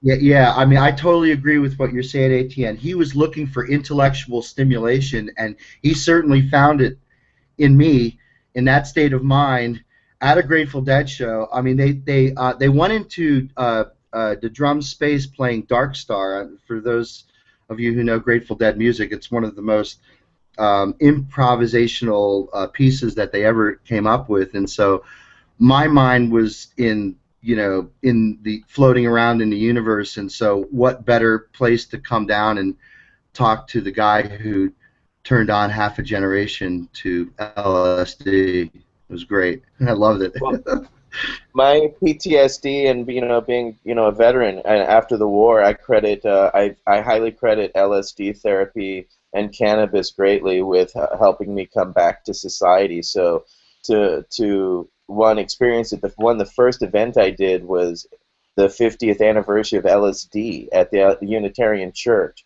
So he met me there originally. I worked the front door. So I took all the money. And you got to understand, guys, back in '93, it was a one-day event, and it was a $100 ticket. And so this was literally my first event we did with Can. We pasted the whole Bay Area. People showed up with just amazing. I literally sat there at the front desk with people saying, hey, you want to try my 50th anniversary batch of LSD? And I'm like, yes, I do, but I'm responsible here. So I spent half the day asking for, can I get that napkin? Here, would you put that drop on that napkin? And then looking for any cigarette smoker, say, hey, can I get that cellophane from your wrapper? And I would take a pen, and I would take the paper and slide it into the cellophane, not to touch it, because Lord knows if you touch that stuff, it's done. It's over. All done. And rolled it away, and then tucked it away, and then came away with the most amazeballs collection of LSD that day. So, huge fan.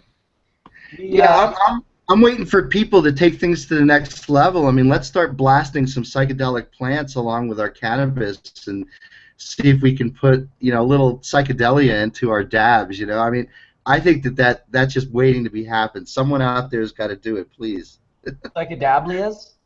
Psychedablias, yeah, there you go. A little bit of that, those psychedablias, man, I'll tell you. These things will take you down. We don't want ninja dabs of psychedablias. Yeah, no dabs, man. And by the way, people, let's be responsible. You never dose anyone without their knowledge. That is not cool. Don't put anything on your cannabis and not tell anybody about it. You always be responsible. If you brought your shit, you're responsible for your shit as well. That's the reality of dealing with psychedelics in the most delicate world. And you never, ever, ever dose anybody without their knowledge. That's fucking cool. Okay, I got a story along those lines I just got to share. This goes back to my fraternity days. I'm doing a psychedelic dab here. mushroom. Who remembers Microdot? Raise your hand.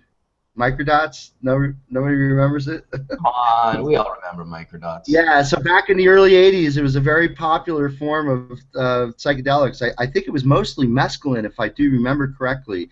They were these small little, I don't know what they were, like sugar. We always thought microdots as acid. It was always like if you were taking microdot. Okay. It was that I don't know because we never tested it, but all I know, Mark, is like we were out on Dead Tour, Summer Tour '80 tour, or Summer Tour '82, and I think we were out in Pennsylvania or somewhere in the Midwest, and we got a big bag of microdots. I mean, it's like almost like like a quarter ounce of weed worth of microdots, just all these little dots and everything. And so we carried them in our pockets all that summer tour. And when I got back to school that fall, all I had was just a bunch of dust on the bottom of the bag. I mean, they had all been pulverized, and I didn't even know how many were left in there. It was just a bunch of pink dust on the bottom of the bag. Well, my fraternity party has a Halloween party, and we used to make these Jello shots with vodka Jello shots, and me and my friend thought we'd get really interesting. We're like, hey, let's take that bag of microdot dust and dump it into one of the trays, right? So yeah, so we had the Jello, which was hot. It totally dissolved all the microdot dust. Again, we don't know if there was 10, 50, 100 hits left. There was just a bunch of dust in the bottom of the bag. And so we put that in one of the trays of Jello, and we kind of marked that tray to be separate, and we wanted to make sure that we took the trays out for exactly the reason that Etienne is saying. We didn't want to intentionally dose people that would never touch this stuff. Well, unfortunately, we were doing a session upstairs, just ripping some flowers upstairs, and all the hoo-has who weren't weed smokers got into the vodka Jello stash. They're like, oh, vodka Jello, we love vodka Jello. All these people who would never do psychedelics in the world. And my God, when we came downstairs and we saw that they had taken the vodka Jello out of the fridge, we're like, holy shit, people, you don't know what's going to happen. And people who had never touched psychedelics ingested so much psychedelics that night. Let me tell you something. There wasn't a stitch of furniture left in the room that was intact. The whole place got turned upside down that night. The president of the fraternity, who was a pretty straight guy, I mean, he would drink beer but not smoke weed at all. I walked into his room, and he was stark naked on one knee, pissing on his carpeted floor, just looking at me, smiling and laughing. It was an amazing night, and we never meant to intentionally dose people that didn't want to be dosed, but man, that was a crazy fucking night. Yeah, that sounds like some next level shit. You guys did a mop-up trip, really. Oh man, it was crazy. I don't think I would do that again if I had to do it all over again. This year in Spain, we had, I don't know if you were at the booth, Jeff, at this time, but we had a guy come by the booth, and he had some crazy stories. Remember, he talked about biting the guy's finger off? I think it might have been like the prison guard. But he also was like, I'm a chemist and I make acid, but it's not acid because acid's illegal, so I make like acid. And it's like really good, and he's like, I put it on, I was sending sheets into the prison, and we were all tripping balls. He was telling amazing stories. Literally, I told him within 5 minutes of meeting this guy, I was like, dude, you are definitely by far the most fucking interesting person I've met today. I think he was like German maybe or something, but he had some great stories. In the end, I don't know if you remember this, Jeff, but he ripped a little piece of paper. He had a piece of paper that just looked like fucking paper, and he ripped a little piece off, and he handed it to my friend, Phil, who was at the booth with me. And Phil didn't want to touch it, and he was like, oh, don't worry, it's not transdermal. And like it was trippy. Anyway, they put it in the little plastic bag. It was a tiny little piece like this that would maybe have been 4 hits if it was acid. Well, dude, his girl and like, I don't know if it was 8 or 9 or 10 other people tripped balls on that like acid. Said it was so strong and so good. I wish he was in the room and he could tell the story. I sent him the link earlier, but crazy. Yeah, I remember the finger story, but I didn't see the little piece of paper. That's pretty crazy. And I remember him saying something like acid, and I was like, there's so many of these new concoctions out there that aren't LSD 25, and they kind of scare me. I feel like, because I don't know exactly what it is. It's, people can't get certain precursors, right? Yeah. So they start using other precursors, or they decide, oh, well, this chemical's not regulated yet. Yeah. And so they start doing that so they can ship it around. Well, it's like, look at even LSD. What did they tell him to do with LSD? They told him to shelve it. He went back on his own time to hit that molecule up. He was against the businesses that were paying him's orders. Mm-hmm. It's always that sort of like stepping out of the comfort zone that you can often discover the newest and latest and greatest thing. So it's like, I didn't take it either myself, dude. Are you kidding me? I was also in the same boat as you. I was like, I don't know what the fuck that shit is. I didn't even. Don from DNA was like, I'm not touching that shit. Yeah, so the starting material itself is a fungal metabolite that's made by a certain spores that infect certain grasses and whatnot. And so the key thing is to be able to get those spores. And then once you get the spores, there's an isolation procedure to make the acid, which then has to be converted to the diethylamide, which is 2 chemical steps away. My friend Phil's listening right now, and he said he was a Bavarian chemist. Oh yeah. I'm from Bavaria. That's awesome, dude. That guy was awesome, truly. Like he had great stories, and I really liked his energy. Like it was not. He didn't have a bad vibe. I'll say that much about him. So yeah, I've never made acid, but I've heard tell that it's really hard to get that ergot fungus that you're talking about to have it in a pure enough quality to make pure acid. So I don't really know. I just know nowadays, That's absolutely right, Jeff. It's one of the reasons why, actually, from what I understand, there's actually a shortage right now. Yeah. There was never a shortage back in the day when Garcia and the boys were floating across the country. It always seemed like wherever that circus went, good acid followed the Grateful Dead around the world. It was great. Oh yeah, that's for sure. We were lucky enough in Vancouver in the 90s to have Nicholas Sands open his lab here.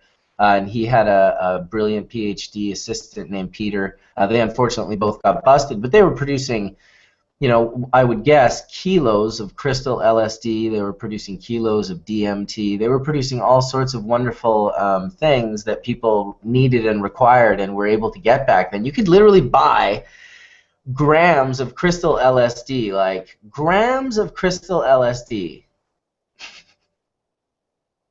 Wow. That's what I'm saying. Honestly, I'm not a Deadhead. I appreciate the Dead show, but I only went to the Dead shows for Shakedown Street. I only went for the lot to get, because I was going to school in West Virginia, and the only way to find anything beast back in the East Coast was to go to Dead shows. And I cannot imagine, without Dead shows or Fish show, what happens to all that traveling circus. Yeah. Well, you know what? Those places are places that people are looking to connect. They're looking to, get back to their roots, to have these psychedelic experiences with the powerful, synergistic, music pumping out with all the people. Like, it is really, of course it got created because people need it. And so it's why it's such a powerful thing to go hit a show, to go bump into old friends. And to bring this back to cannabis, I always used to find it remarkable that in the late 80s and early 90s, touring around with the Grateful Dead, that I can go to a Grateful Dead show and freely light up and smoke herb, where I can't do that at an Allman Brothers show. I can't do that at a Neil Young show. I can't do that at any other rock and roll show. I almost got thrown out of an Eric Clapton show for just taking a small little one-hitter just because the ushers saw the flash of the lighter. So it seemed like as soon as the Grateful Dead came into town, they're like, let those kids smoke their weed. It was epic. Yeah, Fish has the same sort of situation, at least for all the shows that I went to. But then so does Vancouver. Because Vancouver as a city, for a very long time, even after the no smoking regulations came in for any smoking, because we don't really allow cigarettes in many places around the city at all. People just puff at shows. Like it's Vancouver and it's a reggae show, or it's Vancouver and it's like, okay, when Ben Harper would come here and perform Burn One Down, I'm Gonna Burn One Down, I swear to fucking God, half the people in the audience lit a joint. In fact, the only place I've ever seen more joints get lit than at those Ben Harper concerts, and there were 3 of them, was at any concert in Jamaica. Any concert in Jamaica is the most joints I've ever seen lit. It's not even like for anything special. It's like if Capleton comes out on stage, 1,000 joints get lit. It fucking literally looks like a house fire. I wasn't actually at the show, but the first time Fish played at Dick's in Denver, or in Commerce City, Colorado, after legalization, so this was, I guess, in 2013, and they covered Peter Tosh's Legalize It. Yeah. I talked to people who said you could have seen that place just light up, and there was this huge ascension of this huge cloud on top of Dick's that floated over the top of Denver. They said it was just amazing. I talked to some guy who was high on acid. He was so fucking high that he thought the band was out there throwing joints out into the crowd, which I think would be a great thing for the band to do in Denver, right? Oh my God, yeah, that's wonderful. I love that happened. I mean, come on. You know, being told not to smoke a joint or to enjoy cannabis at a concert, particularly like a reggae concert here in Vancouver, for instance, recently, Health Canada, I think, might even busted, or maybe it was the city. They got mad at dispensaries for advertising in the Jazz Fest guide. Can you imagine a genre of music that had more people enjoying cannabis? Like, cannabis and jazz are very, like, kind of peanut butter and jelly. They go together. When you walk out of any of the clubs down on Frenchman Street during Jazz Fest, which is for those of you who've never been down to New Orleans, and if you love jazz and if you love the music and the food and culture of New Orleans, you should definitely make an homage down to Jazz Fest.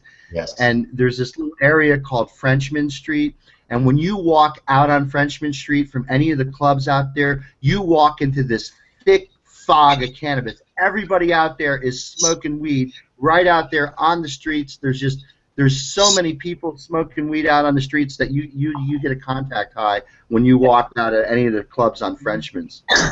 For all the people that can't get into the States, my felony brothers and sisters from Europe and Canada, there are 2 other jazz festivals that are definitely, the New Orleans is the top. It's the world's greatest. Now, right below that, though, in Montreux, Switzerland, you have the Montreux Jazz Festival, and you can experience a little bit about what Mark just said. And if you're in Canada, you can go to Montreal and check out the Montreal Jazz Festival, which is absolutely phenomenal. There's so many bands, so much music. Also, you're going to a lot of cannabis is being consumed up in Montreal. I was amazed, Mark. A lot. When I went up there, I couldn't believe. First of all, we didn't bring anything because we were crossing the border. I didn't know how easy it was to get. Number one, and my gosh, there's public consumption of cannabis all throughout Montreal. Yeah. I don't even think during the festival too. I mean, I think Montreal has a very open cannabis consumption policy. Do they, Mark? Well, during Jazz Festival, 100%, and during the summer at Tam Tam Sunday, when everyone goes to the park and plays drums, there's a very large gathering that happens. Jazz Festival in Montreal is a 12 to 14-day event. There's an enormous amount of free concerts. Sometimes the free concerts have, you know, people in close to excess of 100,000 people. It's amazing. I've seen some of the best shows I've ever seen in my life were at Montreal Jazz Festival because they put together things that are once-in-a-lifetime opportunities, like Charlie Hunter playing with John Scofield and Medeski Martin and Wood. You'll see Scofield play with Medeski Martin and Wood, but Charlie Hunter's not going to be there. And so, crazy collaborations, really great venues, the food. And for those of you who are single, who need to find a beautiful woman, the women in Montreal are absolutely stunningly beautiful. It just blew me away how beautiful the women are up in Montreal. Well, I was going to say here, guys, Health Canada also fined the Jazz Festival of Vancouver $5 million for that advertising. That's another big thing that happened here. So they fined that jazz festival $5 million for the advertising for those clubs. Actually, it was weeds, glass, and gifts was for the advertising. Seems a little steep. I know, it's $5 million steep, but that's what they fined them. Crazy. Yeah, Jason Cohen saying he's only an hour from Montreal. He had no idea. Man, I'll tell you, well, it's coming up right away, actually. It'll be the Montreal Jazz Festival usually starts at the end of June and goes into July. So I haven't even looked at the lineup. It's been too many years since I've been, but nice festivals, those three jazz festivals, that's for sure. And it's always awesome that jazz embraces cannabis and that cannabis embraces jazz.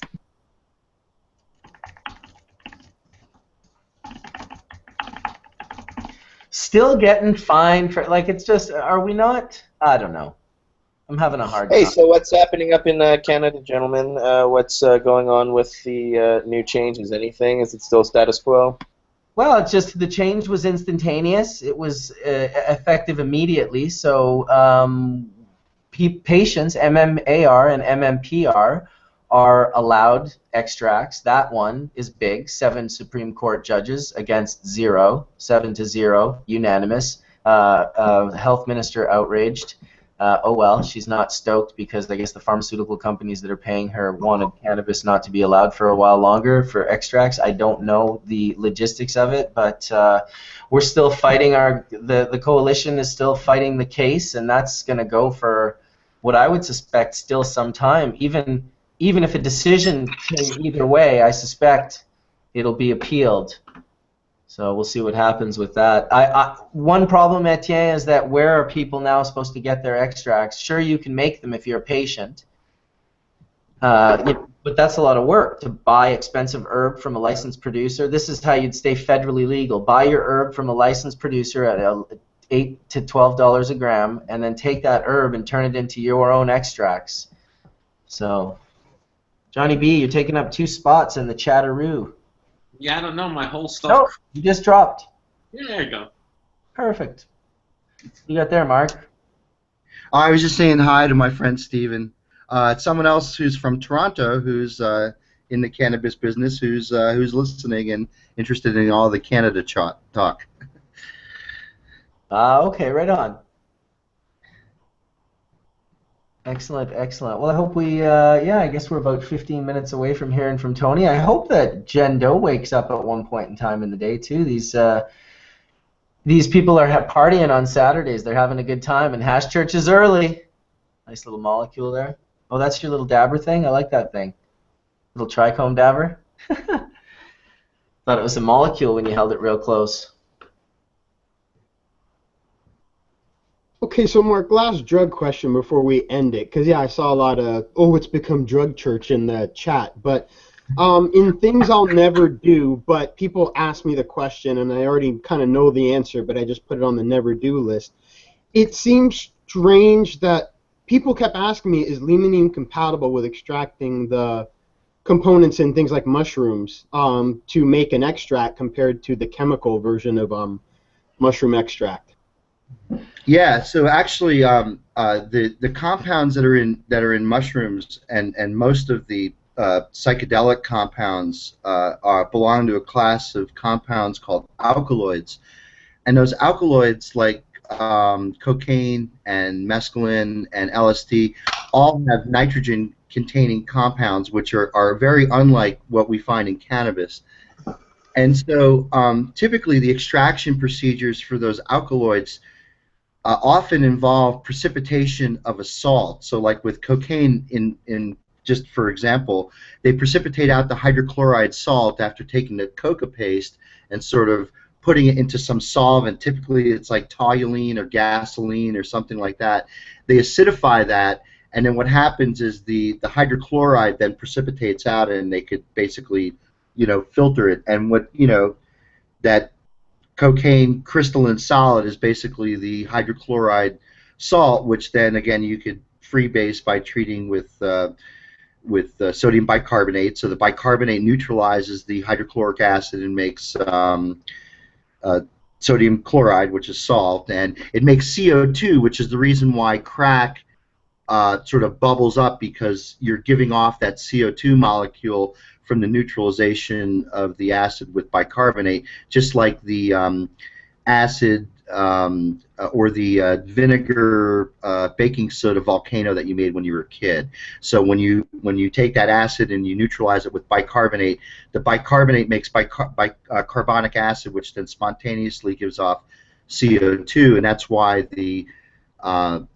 when you look at crack, it kind of looks like a Rice Krispie. It kind of like it blows up because the CO2 that's being given off kind of leaves the organic free base behind. So yeah, you could do the same thing with mescaline or any other nitrogen-containing compound. Is basically you just take the vegetable matter and you could basically precipitate out the hydrochloride salt of some of these alkaloids that have basic nitrogens in them. Does that answer the question? Well, it answers the question. I was thinking, you know, I know we're never legally going to be in a space to look at that therapeutically, but I know that one of the questions for... Don't say that. It was a question for Dr. Greenspoon, because I remember reading in orthomolecular psychology them using a combination of LSD and mescaline and having like a 50% success rate in treating alcoholism. And I'm like, well, what if one day I could extract, you know, the lower end mushrooms and salvia with limonene and get a similar product that could be used. Yeah, I'm not sure that limonene is a good extraction solvent for those compounds. I don't know. It's the Arrowwood forums. Every time you type in limonene, throws you into a DMT forum and a guy named Swim doing something strange. And it's not really readable, but people ask me the question now. Yeah, so DMT is similar to these compounds, and again, it has a basic nitrogen. What you're doing when you have something with a basic nitrogen by making the hydrochloride salt is you make it insoluble in most solvents. A lot of these compounds, again, are going to have fat solubility, just like the cannabinoids, and whether or not you could precipitate out them cleanly to make a highly crystalline purified solid depends on the purity, depends on what other components are present, probably depends on the solvent that you're using for extraction. So, yeah, there's probably a lot of experimentation empirically that needs to be done there to figure out what works. I'll leave it up to you. We'll do cannabinoids first, and psychedelics will be phase 2. So much more work to be done on the cannabinoid side of things, that's for sure. There's no shortage of focus to be put into that. Yeah, well, here's a great thing about Hash Church, Mark. I mean, I've been reached out to by a lot of different people, and some folks who are thinking about getting into scientific careers based on some of the stuff they're hearing here, and so it's extremely gratifying to me knowing that, you know, people are taking their passion for cannabis to the next level and getting that education that can help them be contributors to society in the future. It's a great thing. And what would those be? Like organic chemistry? What would be ones if somebody sat down, Mark, and said, do I see the future in cannabis? I want to go into science. Where do I go? Yeah, so I think there's a lot of career paths that you can take. I mean, I would lean towards chemistry myself, but I'm biased in that way. I would think that any degree in plant sciences, in particular agronomy. Agronomy is the study of agricultural production or production agriculture. You know, taking agriculture and putting it to human use. That's sort of agronomy. Certainly, plant breeding, molecular physiology of plants. Our friend Dan Hayden from the Nectars Collective Group is a PhD in plant molecular physiology, so he understands the mechanisms by which plants assemble molecules. My background, again, as an organic chemist, has been, you know, really great to understand the organic chemistry that underpins the production of essential oils in the plant and how to process them and extract them. Having a good, solid scientific background so you understand energetics and how things work. I had a very interesting interaction yesterday with a CBD snake oil salesman who was selling a bottle of water with an exceedingly small dose of CBD, 10 parts per million, which is 0.0001 weight percent, which you would have to drink damn near a tanker load of that water to get even approaching one CBD dab. It's just ridiculous what people are parading as potential products. And here's this guy selling this bottle of water for $5, and people drinking it like it's the fountain of youth. It's all bullshit. And the guy didn't know I was a chemist, right? So I just walked up to him and started asking him about his product, and he starts talking to me, and he started actually getting a little nasty with me at some point. And I basically told him that you're selling water and that the level of CBD in your water is not an effective dose. And a lot of people who were around me hearing this started, questioning the guy around the same thing. And then I just handed him my business card, which says, Mark Scialdone, PhD. And I said, let me know if you have any chemistry questions, and walked away. And so did half the other people who were standing around that table. So yeah, there's a lot of bullshit out there, man, and we need people who have good scientific backgrounds to get into this industry. So I'm not the only people calling these guys out on this shit. So you're calling out the snake oil salesman. I like that, and welcome. Yeah, well, he's like, this is nanotechnology, and you don't understand this, and you need a PhD to understand this, and he didn't know who he was talking to, and I just I played his game. I acted dumb, which isn't easy for me to do, but I acted like just a typical face in the crowd. And I think when I handed him my business card and he saw that I was a smart dude, he realized that he had been snookered. He pulled a Rick Santorum. Yeah. Those of it's you great. I love it, man. For those of you that don't know about Rick Santorum, he's the guy that told Pope Francis to leave science to the scientists, and I guess he didn't realize that the Pope had, what does he have, a master's degree or a PhD or something? In sciences? I thought that was pretty funny. Apparently the Pope is a scientist. Anyway, welcome Todd, how's it going, dude? Good morning, everybody. It's going really good, and I think what Mark's saying is totally true. It's so sad to feel like I don't believe in a lot of the products that are being presented by a lot of the people, but I honestly don't believe in a lot of the products being presented by a lot of the people, because I think there is such a rush to people make money, and there's like the ethics bar is going lower and lower as more and more people are getting into this and trying to hustle some sort of cannabinoid product to other people.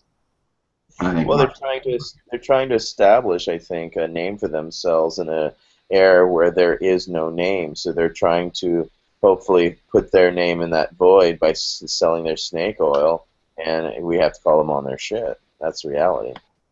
Well, I was in Europe, with the Dronkers, talking to them about what I thought about a lot of the CBD medicines coming out on the market, and this was pre the FDA doing the test and finding that half of the products they tested did not even have cannabinoids in their product, which is just, it makes it harder on us that are trying to teach people that cannabinoids are good medicine when there's people out there saying, hey, I got medicine and there's no cannabinoids in it. So if somebody uses it and then doesn't get the effect that all of us are talking about, all the wonders of cannabis, then they think cannabis is what the problem is. And when reality is it's just some guy hustling something, in this case water, in other cases, hemp oil that has nothing to do with hemp seeds and has really little to do with cannabinoid medicine.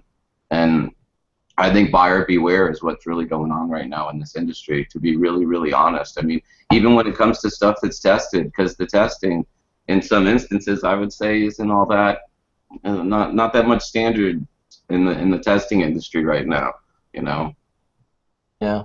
Well, I think there's a big flag that's raised for me, Todd, when people come to me. Even I've had friends approach me and say, they're looking to get into this hemp CBD thing. And it's like, why? It's like, well, THC isn't illegal. It's like, yeah, but it's the thing we've been fighting for forever, so it's not like we're just going to be like, stop now. Like, let's just keep pushing right till were allowed all of the cannabinoids, in particular THC, the one they seemingly are so strict to not want to have.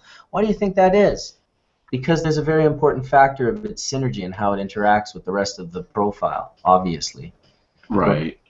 That's definitely true. I think there even more and more. I mean, we're starting to realize that the other cannabinoids, not just THC, are just as important. And I mean, we're starting to see, you know, studies from epileptic children that are using medicines that are cannabinoid based that have very little to no THC in it, and they're getting medical benefit. So it's starting to make me think that, you know, yeah, I think we pointed at THC for a long time like it was the, you know, as we've heard others say, like the rock star in the cannabinoid community, but I don't think it really is, to be honest. I mean, you know, when it made its solo debut in the 80s, it really crashed its solo album when you think of Marinol and you think of the fact that no one ever created the generic equivalent of Marinol because there was really no market for single Marinol or single THC molecule drugs. And I think we're heading into the same thing now as people try to separate. It's not as interesting. I mean, you know, when someone steps to you and they got 90% THC, you know, as Kenny said, where'd the rest of it go? I think that's really where we're at now, because unless you can capture the rest of the cannabinoids and the other terpenes, you don't really have a great example of the cannabis that you extracted from. You've got a snapshot of one of the chemicals that you grabbed a lot of.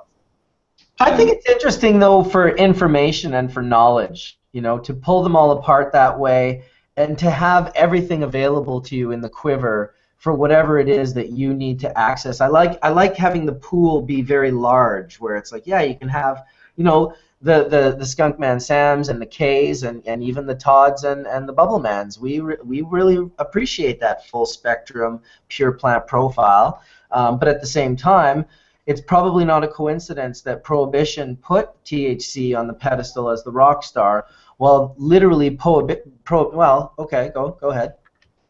No, I was going to say, Tim, when we prohibited cannabis, we didn't even know what THC was. We didn't know until 63. We prohibited in 37. We were talking about something called the Adams 9 compound. It was very much misunderstood by science up until, you know, we got the discovery of THC in the 60s.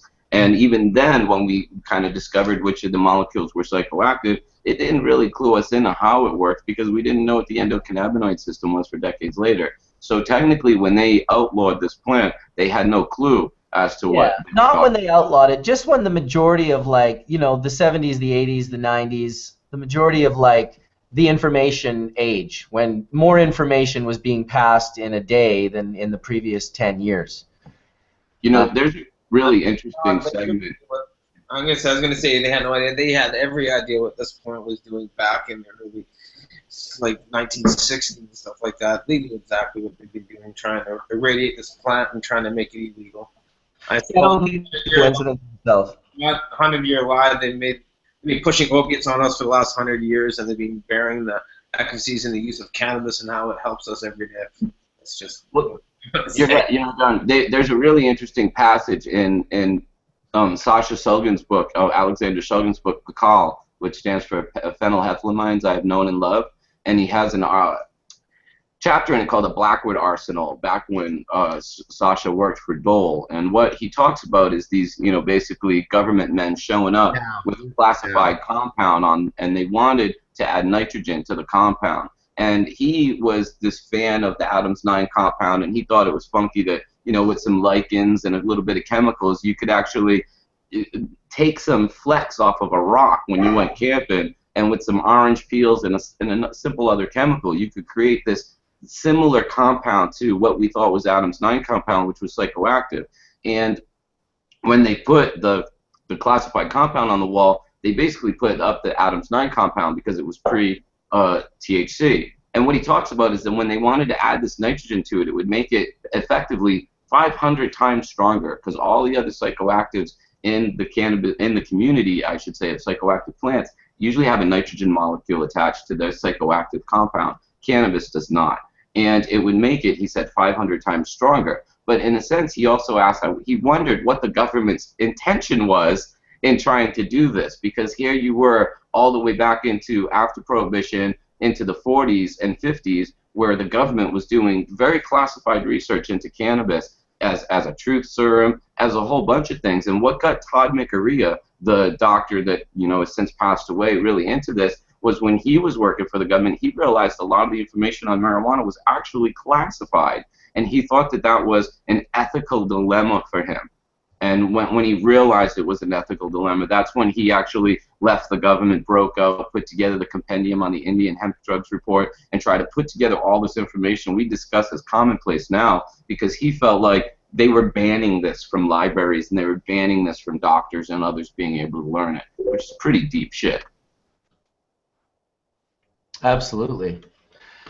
Yeah, I was going to say as well, when we were talking about all the different cannabinoids, I'm sure that prohibition, at least how the modality of prohibition, whether it's an energy or whether it was an agenda, we, the people, under that regime, grew cannabis a specific way in specific variables that probably got rid of quite a few cannabinoids that would maybe be present in strains that are no longer present in strains, because we really simplified the profile almost for this prohibition-based model, particularly because so many things got weaned out over the years. What's that? I can't hear you. You know where I am, and you know I'm getting ready to leave here pretty soon, and you know I'm sitting here, and I was just hoping to answer something, but... What's that? Sorry? I lost my train of thought there. I'm not sure what was going on. I think John's mic wasn't muted and he was trying to communicate with someone at his house. Sorry. Oh, no worries. All right, well.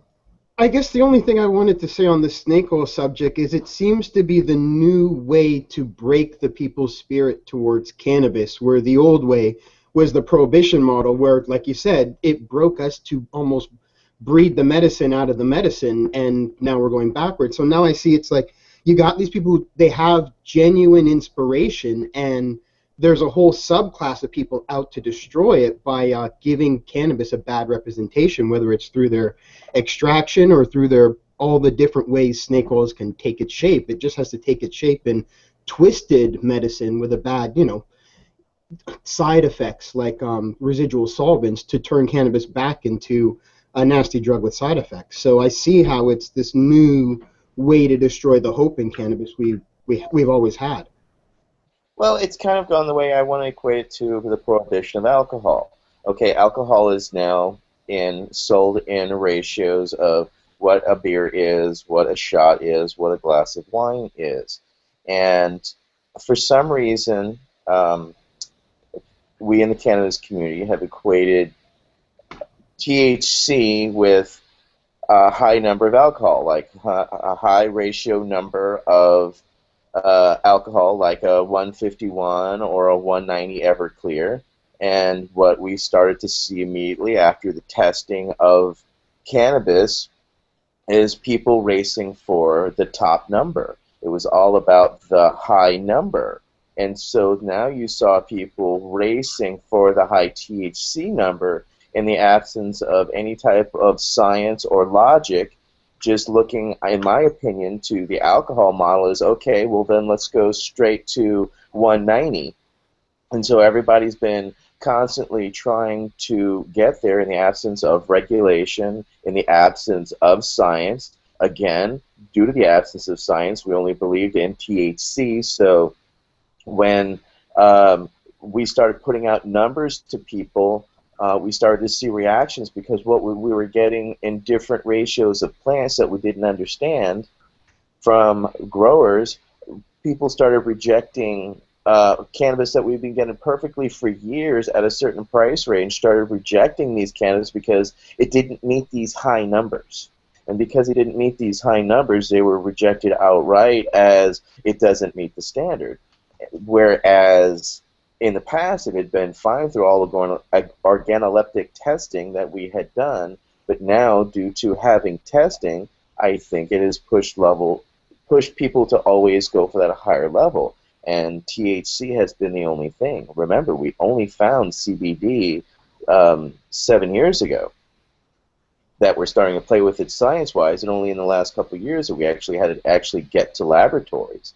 So, Mark, would you agree with me on the kind of causation of the alcohol prohibition and the effect that alcohol, such as it's on the market, has in a causation to what we see in this race toward the high THC?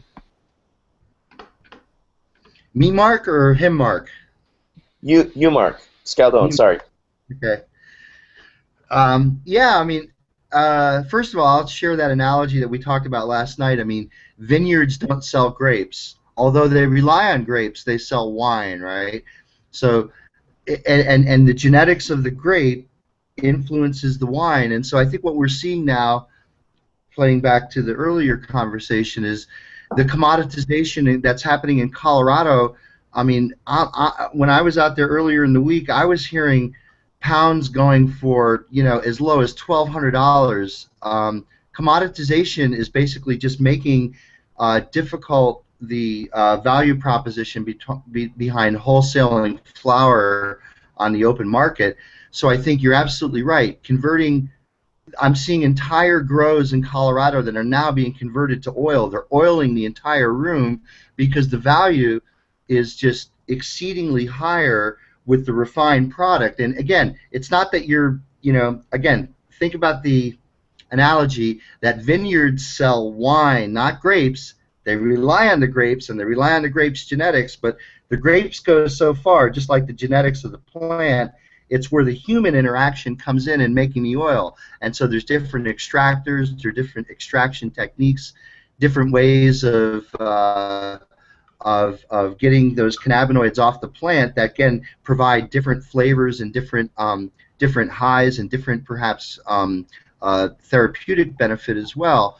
But just to speak to the prohibition model for a second, remember that, you know, again, one of the difficulties with cannabis is that you can't patent something that's obvious, right? I mean, you could file for a patent, whether you're going to get an issued patent. And so I think the pharmaceutical model, again, of taking something through a clinical trial is not going to be played out in cannabis, because those clinical trials to get the data to look at different, you know, formulations of cannabis and how effective it is against different illnesses and medical conditions requires a lot of money to basically fund. And if you can't own the compound, or if you can't own the product that you're testing in those clinical trials, you're basically just teaching the rest of the world what cannabis is good for. And so that's where, you know, GW's clinical trials with Sativex and Epidiolex for epilepsy and for multiple sclerosis is basically just going to teach the rest of the world what are effective CBD-THC ratios to treat these illnesses. And there's really nothing that the GW pharmaceutical company can do about teaching the rest of the world that knowledge, who then takes that knowledge and goes to their gardener or their dispensary or their grower to say, look, the data says this, I have an epileptic child, I would like a ratio or a tincture or an oil or an edible product based on those results. And so I'm not sure if that was... I'd like to push up what you're saying in a way, because there's never been a time where a medicine was so available to the common person, where somebody, a big company, could come out and say, we have an epileptic medicine, and then grandma could go, oh, I can grow something similar. Well, that's the bottom line here, guys, and it's why cannabis should not be in the same vein of all these other, like, pharmaceutical drugs that have to go through all this efficacy and safety. Right. And cannabis has been used for millennia, and we already know it's safe. We got to go back to demanding it be grandfathered in. Just like Micarea used to say, who's really one of the original doctors, because Micarea came out even before my beloved friend Lester Grinspoon. I mean, Dr. Todd Micarea was on this trip in the mid-'60s and was ostracized for it. I mean, he got picked on so bad for his stance on marijuana, it's not funny. You know, but realistically, I think he was right that this is something that we have to look at historically and in a historical perspective, and with the safety margins that it has, and really demand a different treatment of it. When Joycelyn Elders in the 90s was saying this should be treated like any other drug, she was really feeding us a line of shit, because really it shouldn't be treated like any other drug, because it wasn't some drug that came up a couple of decades ago by some chemist. This is stuff that's been on this planet for so long that we've developed a synergistic relationship with its chemicals that benefits us as humans. This is a codependent evolutionary relationship that we have with cannabis, and we have to acknowledge it as such. 100%. You're absolutely right. 100% right. Great. And I then, would so on that, we dab. go out and say that whenever human suffering or any medical condition can be alleviated with an herb that is naturally part of our environment, it should not only be allowed, it should actually be encouraged, and the government has no right whatsoever to deny something that naturally occurs in our biome to take this away from people. So again, it can't be looked at as a drug. Cannabis isn't a drug. Cannabis is an herb. It's an oil-bearing herb, just like basil, just like mints. I mean, these are part of our natural environment, and there is no play for large pharmaceutical companies in this, because it's an herb. It's not a drug. I want to say mixed feelings. I don't have a problem with the word drug. Drugs are made by drug companies, paid for by drug insurances, bought at drug stores. A drug is a synthetic thing that bypasses the endocannabinoid system, and it makes billions of dollars for several industries who do not want to see cannabis coming to light. But I want to say this. Why not? I wouldn't be afraid of the word drug. We shouldn't play semantics to make ourselves feel comfortable. Reality is aspirin's derived from, you know, the tree bark of the willow plant, willow tree. And realistically, yes, drugs aren't necessarily bad. They can help us. Yeah, I mean, that's not necessarily true. Wait a second, Todd. So salicylic acid, it's true, is derived from the willow tree bark, and in the body, aspirin is converted to salicylic acid, so that's absolutely true. However, aspirin itself is a synthetic drug. You know, aspirin, acetyl salicylic acid, is not what occurs inside the willow tree bark, but it's a structural analogy. It's what's called a prodrug. So in the body, the anti-inflammatory effects of aspirin and most what are called NSAIDs, which are non-steroidal anti-inflammatory agents, act on the same biochemical pathways that aspirin and ibuprofen and a lot of those analgesic pain relievers do. And again, all those are drugs because they're synthetic molecules that are made synthetically and then put into a formulation. But also just remind yourself that, again, in order to get these things approved, even for over-the-counter, there's tons of safety studies, and you'll know that aspirin is actually toxic. You can certainly die from an overdose of aspirin. If I were to eat 8 baby aspirin right now, I would probably die from hemorrhage of my internal bleeding in my stomach. You can't die from an overdose of cannabis. So I mean, that just goes to show you the difference between a drug and an herbal remedy, I guess. Right, but what started off as an herbal remedy, because it came to a place that we synthesized, and first it was a herbal remedy, to be truthful. I mean, so it's like Marinol is synthesizing it. Marinol would be an example. Marinol's a fake version of cannabis in that sense. Right. And Phenomenal 9, yeah. Most people aren't stoked on it. No, it has no street value. It was descheduled in 1999. It was the first molecule on the CSA to be descheduled, actually. And you know, but this is when we get into this conversation about safety and effectivity and stuff. I just don't think we should be afraid of saying that cannabis has drug-like effects. You know, Rob was catching shit for saying narrow-leaf drug varieties, and people were saying, oh, don't call it a drug, you know, and it's like, well, yeah, but you're looking for this narcotic-type effect. You're looking for a high, you're looking for a low, you're looking for pain relief. You're looking for a mimic. So what do you want to call it? You know, narrow leaf herb variety? I mean, I think that it's not a bad thing to use the term drug or hemp, depending on your desired use, if that makes sense. Well, I mean, is it the terpenes that would make it the drug if the raw cannabinoids are so flat? I mean, the experience seems to be more about the terpenes. And, I mean, even if I crushed basil with my raw THCA, I would be it seems like the terpenes are what really give us the drug-like experience and the variables, is it? So that's kind of why I'm like, it's still not a drug. A drug usually comes with to me, a drug is something with a gnarly side effect and the influence of man, trying to influence the result. That's how it becomes a drug versus the natural product. It's when someone adds pesticides that weed goes out of being an organic medicine and goes back to being a drug. Well, look, I say it like this. As a kid who had cancer, I mean, if I was born in 1870 instead of 1970, I'd be freaking dead by 1872 if it wasn't for Western medicine and drugs. I mean, in some respects, I say that don't be afraid of the science and the technological progress around us. I'm not afraid of, quote, drugs. I just think that cannabis, and nor do I have to compare apples to oranges in a sense, respectively. Cannabis is cannabis. I mean, the cannabis, the chemicals that come out of cannabis, the safety, it's really hard to just say, oh, it's drug-like, but the reality is that it kind of is. I mean, when I have neck pain from my spinal fusion, I could take something that is a drug, or I can take cannabis and have a similar effect, which is pain relief.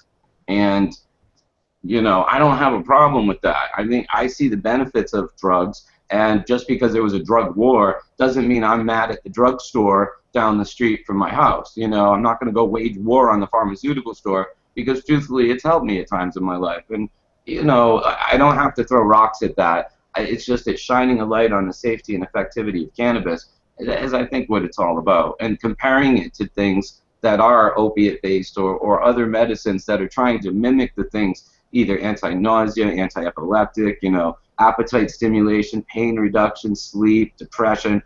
There's an arsenal of drugs that are trying to mimic the benefits of cannabis. And I meet so many people that don't take those drugs because they deal with their depression by smoking a joint when their kid goes to sleep, or they deal with, their life or their lack of appetite by smoking a joint before they try to eat. And they self-medicate, and they've been doing it. And I think that's what we're all realizing now, is that we're self-medicating. I mean, 20 years ago when I was a medical marijuana activist, I actually got shunned by groups like NORML because they were going for adult use or recreational use, and it was a bigger picture than just us sick people wanting to get better. It was our rights, our civil rights were being eroded. And then they all jumped on the boat when they realized how many people were behind, fighting for their health because they had to. I mean, especially in this country where we have a really fucked medical system and people can't afford medical care. I mean, unlike Canada, where if you get sick, you can go wait in line. Here in America, you can go be homeless and die. So people have been self-medicating in America for a long time. I just wanted to reiterate, we don't actually wait in line. We just show up and it just gets sorted out right away. Because there's not many Canadians, man.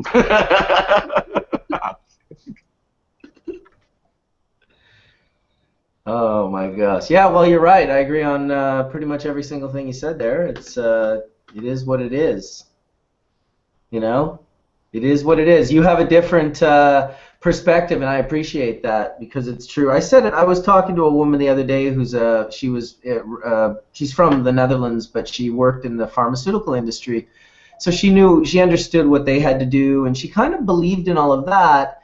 But at the same time, she was open to listening to all of what I was telling her about the endocannabinoid system and the ability for, the ability by making it so you couldn't grow this one plant, they created a huge industry of drugs that were sort of replacement versions of the signalers of whatever particular biological function that you had problems with at that time. I don't know what percentage of drugs that is. I guessed, and maybe I guessed high. You guys maybe have a better version, particularly your perspective, Todd.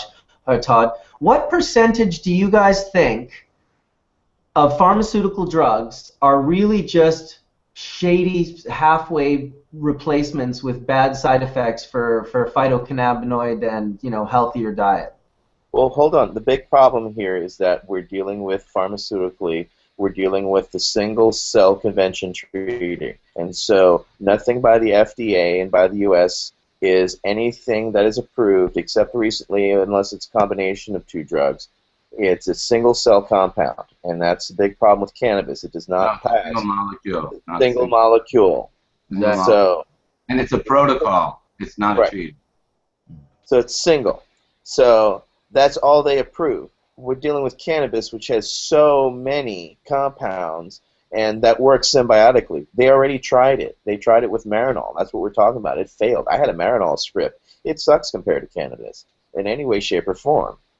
So the system itself from the get-go is flawed because you can't get symbiotic relationships, Mark. You can't get any of that or understanding of what these different compounds do or can do because we've already shot the game out from the get-go. It has to be single cell. And so as much as we want to say the efficacy of cannabis coming into the United States, it's still got to get past that hurdle, and that's a big hurdle. Sativex is trying to well, because it's racing in the wrong race. They've got it in the wrong race. So it's, Agreed. That's really the problem.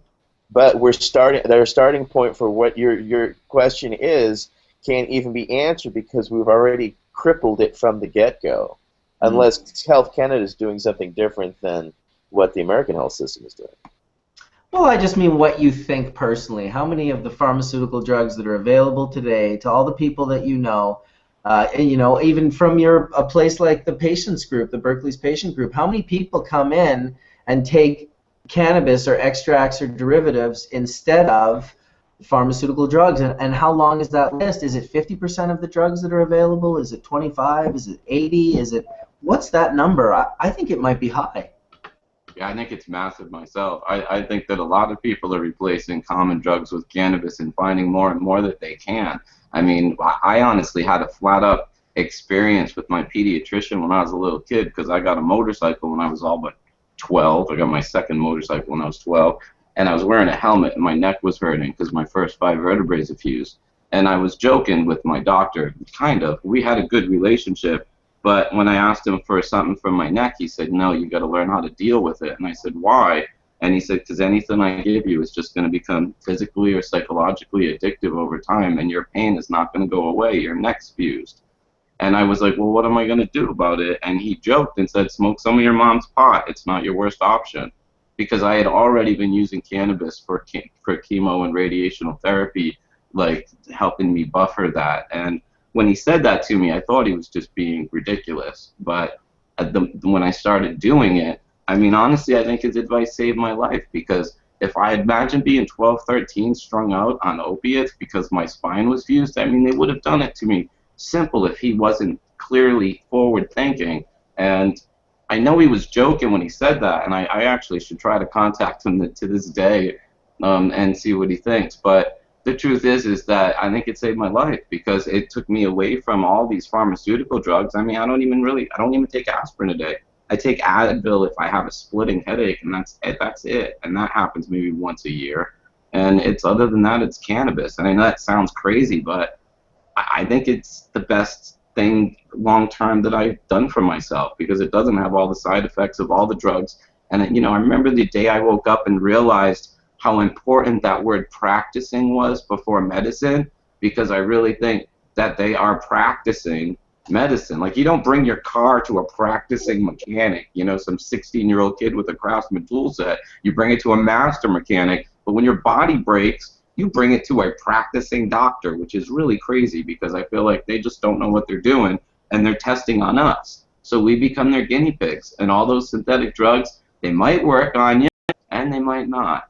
And if they don't, that's the small print. That's all the little side effects, and that's what you got to live with if it doesn't happen to work out. I mean, think of all the people they're handing SSRIs to for mild depression when we have weed. I mean, sometimes in your life you're supposed to be bummed out. It's absolutely natural. And people don't let themselves be bummed out because they take some drugs to buffer themselves from it, but then they never end up feeling good either. So, this is why I think cannabis is so beneficial to so many because after decades of being literally saturated with synthetic solutions, people are starting to go, you know what, I think I'll just have a joint or an edible or a little bit of hash, and I think I'm going to be okay. Right, but at the same time, it's not to say that if you're in a car accident and both your arms are ripped off, you might have an appreciation for the drugs that will be available for you at the hospital. Yeah, and I say, listen, I have a friend in Europe who's going through cancer and he doesn't want to go through chemo or radiational therapy.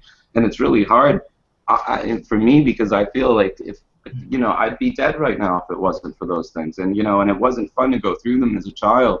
But seriously, being dead is not as much fun as being alive, and I know science is where it's at, and we should respect it. I mean, in some applications, it's very appropriate to take some of these other drugs or some of these other medicines. Then I don't know. I don't think we should be afraid of all the tools in our box, so to speak. It's just that now with cannabis, I think we've got to fight for equal rights. We've got to fight for human rights, and we've got to fight, to actually grandfather it in, because we should not accept the way they are trying to qualify this under their strict regimens, because all it's doing is buying them time. And when I say them, it's all those huge companies that are lobbying our government to erode our civil rights, because instead of backing our rights up, they're helping taking them down, which is really what we should see this as, a human rights, civil rights issue, and we should fight on that level at this point, not just the sake of marijuana, but saying, come on, get real. Now that we can see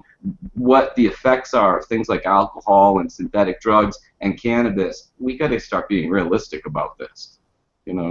That's at least what I think. For sure, brother. Well, a bunch of people in chat, chatting it up. We got about 636 viewers.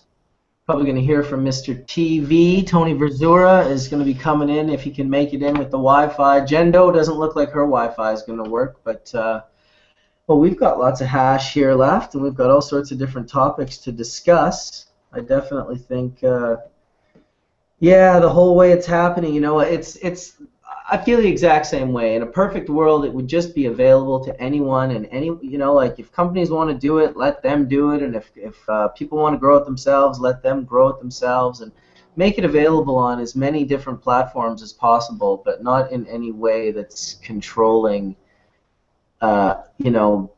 people from not being able to do something they want to do with it. It really has to be opened, and I think that just like any economy, that the companies that want to go big and do that, well, they're going to have to shine.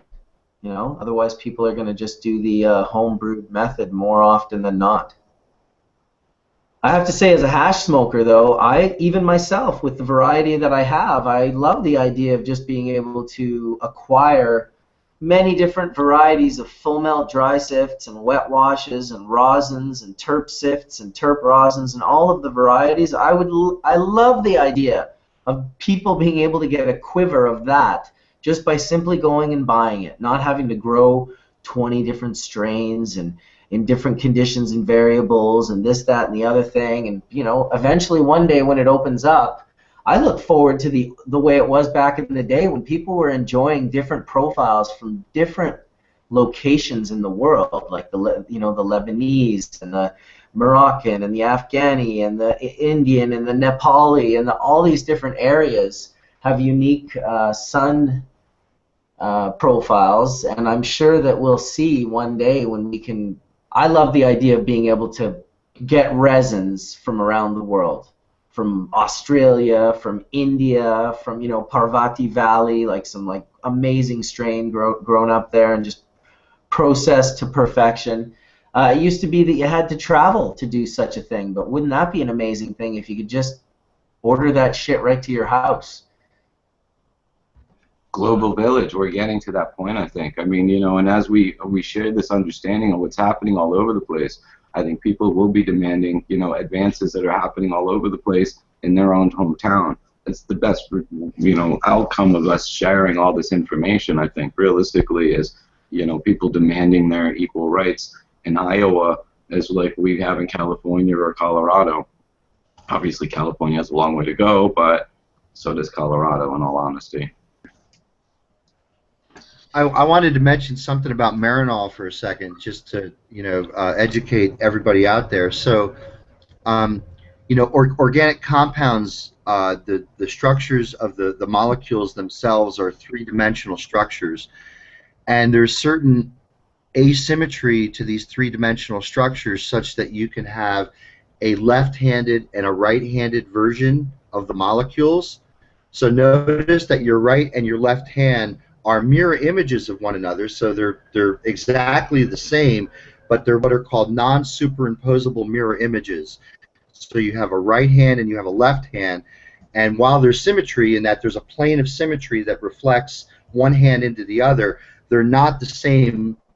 They're not the same. Like if the left hand grabs the receptor, the right hand is not able to grab the receptor in exactly the same three-dimensional way, right? I mean, it's kind of like when you look in the mirror and you see that the writing on your shirt is backwards, you're basically looking at the mirror image. So in our body, the mirror image molecule doesn't always have the same activity as the actual molecule, and that was the issue with, you probably remember hearing about thalidomide, which was given to moms to control morning sickness. As it turns out, thalidomide inhibits a process called angiogenesis, which is the formation of new blood vessels, and during the development of the embryo, if you inhibit the formation of new blood vessels, you basically get the deformities that were found when these moms took thalidomide, which again was the one enantiomer. The one-handed molecule was fine, but both hands in together were not good. So the thing with Marinol is the Marinol that's out there is what's called a racemic mixture, which is a 50-50 mixture of both the right-handed and the left-handed molecule. Where the left-handed molecule isn't active, only half of Marinol is actually active. So I mean, that's like one of the things about making it synthetically is that the plant, because the plant has its own biological mechanisms and ways that it makes the cannabinoids, only makes the right-hand copy. It doesn't make a mixture of both right and left. But when the synthetic chemist does it, he makes a mixture of right and left, and it's exceedingly difficult to separate out the left from the right. So Marinol just says, well, we'll just put the left and the right in there, knowing that 50% of that drug is completely inactive. So, I mean, this is, again, one of the reasons why, you know, cannabis has to be looked at as an herbal supplement, because Mother Nature does all the heavy lifting in making those cannabinoids just the way human beings need them, not the way a pharmaceutical company would make them synthetically from non-phyto sources. So, you know, there's a whole lot to, again, the ensemble effect. Todd, I hit it right? No entourage. So the ensemble effect, which again, Mark, we a couple weeks ago posted something on the Facebook for Hash Church that showed a bunch of different articles that showed the influence that the ensemble effects has to attenuate the activity of cannabinoids in the human body. So I mean, you know, you could look at just, if you wanted to look at one of those 5 papers, I would highly recommend reading Ethan Russo's article, which again, Taming the Entourage Effect. Let's get beyond the entourage thing. But if you read Ethan's article called Taming the Entourage Effect, you'll see that there's several studies now that show that the terpenes that are in combination with the cannabinoids really do show a not only increase in efficacy, but a longer period of what's called pharmacokinetics. So the way that the molecules are interacting with our body, it lasts a lot longer, again, because of the ensemble effect. And this is something that, again, is kind of against where the pharmaceutical industry lies, which is one active ingredient in a proprietary formulation that we have patented, and it's not an herbal remedy. It's something that we've made synthetically, and that is just, again, against where we now know the endocannabinoid system, which regulates homeostasis in the body. What you're doing with a drug, a synthetic drug, whether it's backing up cholesterol biosynthesis in the liver, or controlling gout, or controlling pain, or any other medical condition, is when you take that drug, first of all, it goes in, you're taking a pill, right? It goes into your stomach, which is a vat of hydrochloric acid, which completely destroys most molecules, including drugs. So part of the side effects you see is the fact that our society has been brainwashed to think that there's an orally active medicine to to alleviate any symptom. Oh, your kid's acting up. Oh, he's got ADHD. Here, give him some Ritalin, and let's start him on a regimen of amphetamine so he becomes a meth head later on in life, right? So what you're doing when you take a drug, and you take an orally active drug, is it goes into your body, and depending on how our body chemistry interacts with that drug, it usually tears those molecules up.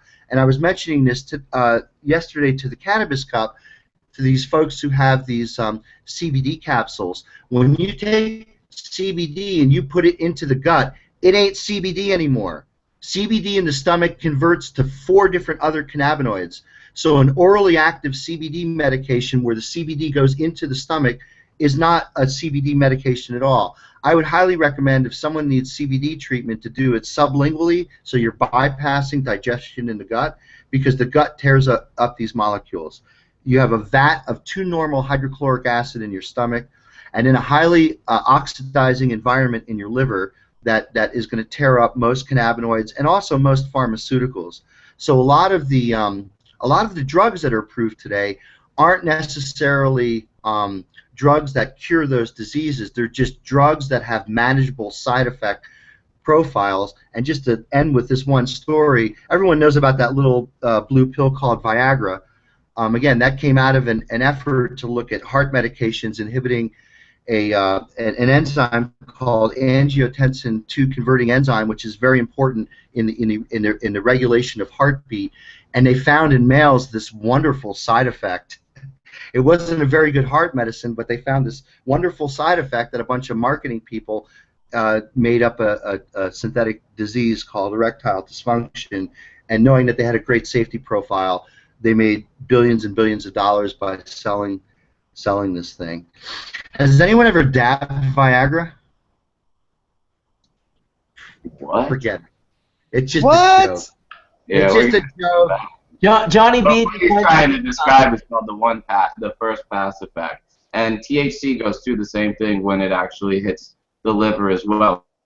It turns away, which ironically is more psychoactive than THC. So when people eat edibles, often they get way more high than they expected because of that effect of the drug converting. Yeah, so what's happening there, Todd, is that as it gets metabolized in our GI tract, is it becomes so polar that it does not cross the blood-brain barriers, so you don't get the psychological effect. But what you've done is you've basically now created a high systemic concentration of cannabinoids in your blood that's not getting through the blood-brain barrier, but is titrating every other cannabinoid receptor in your body. And yeah, that's the guy who ate the brownie who had to take off the next day at work because he was still high. The body high that you get. I always call it the 11-hydroxy metabolite high, but that's chemically right on, Bubbleman. That is correct. Wake up in the morning and I'm still groggy for the next 24 hours. You got to hit a haze, one of those Viagra strains with the high. I mean, you got to get your blood going. So, what are you smoking on?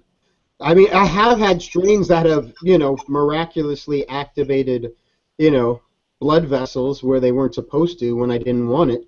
So, I mean, I think you should find that strain and not have the side effects of Viagra. I think that was purely psychological.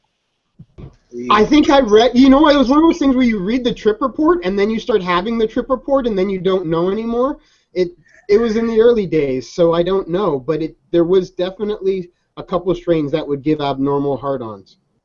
Well, there's a woman somebody in Colorado selling a strain called Sex Pot, which is, I guess, some hash-laced bud, and selling it to other women that it enhances their sex. So, I mean, is that a reality? That is not far from true. No, I was smoking MK Ultra. I think it was utter bullshit that the internet installed in my body, and I produced the result. But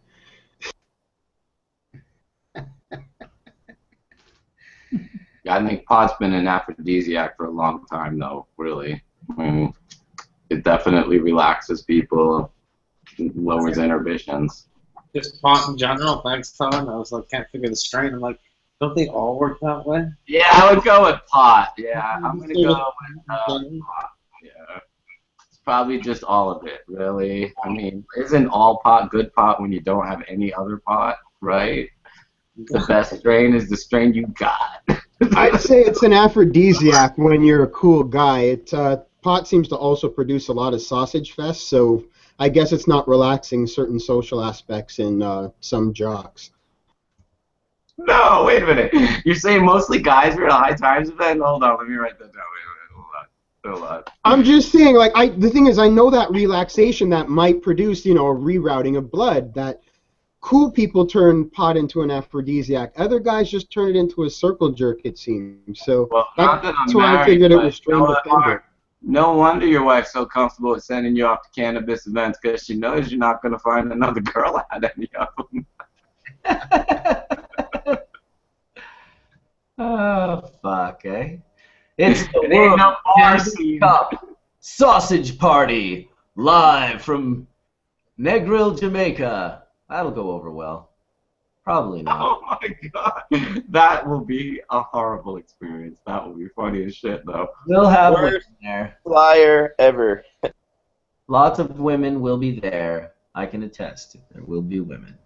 Oh, there's lots of women at the cup. I tell you, if you need to find yourself a scantily clad woman who loves to dab, go to a cannabis cup and you will scoop a few up. Well, you can't find a wife, but you can find a ratchet at a cup usually. It's a bit different. Oh, and isn't there a song, you can't make a ratchet a housewife or something? Now, guys, be nice. I don't know, but these ratchets aren't very good as a tool, that's for sure. But not enough. Hey, welcome, Fletch. Yeah, my microphone was messed up. I think it's know, working. I saw your lips moving, but I couldn't hear anything coming out.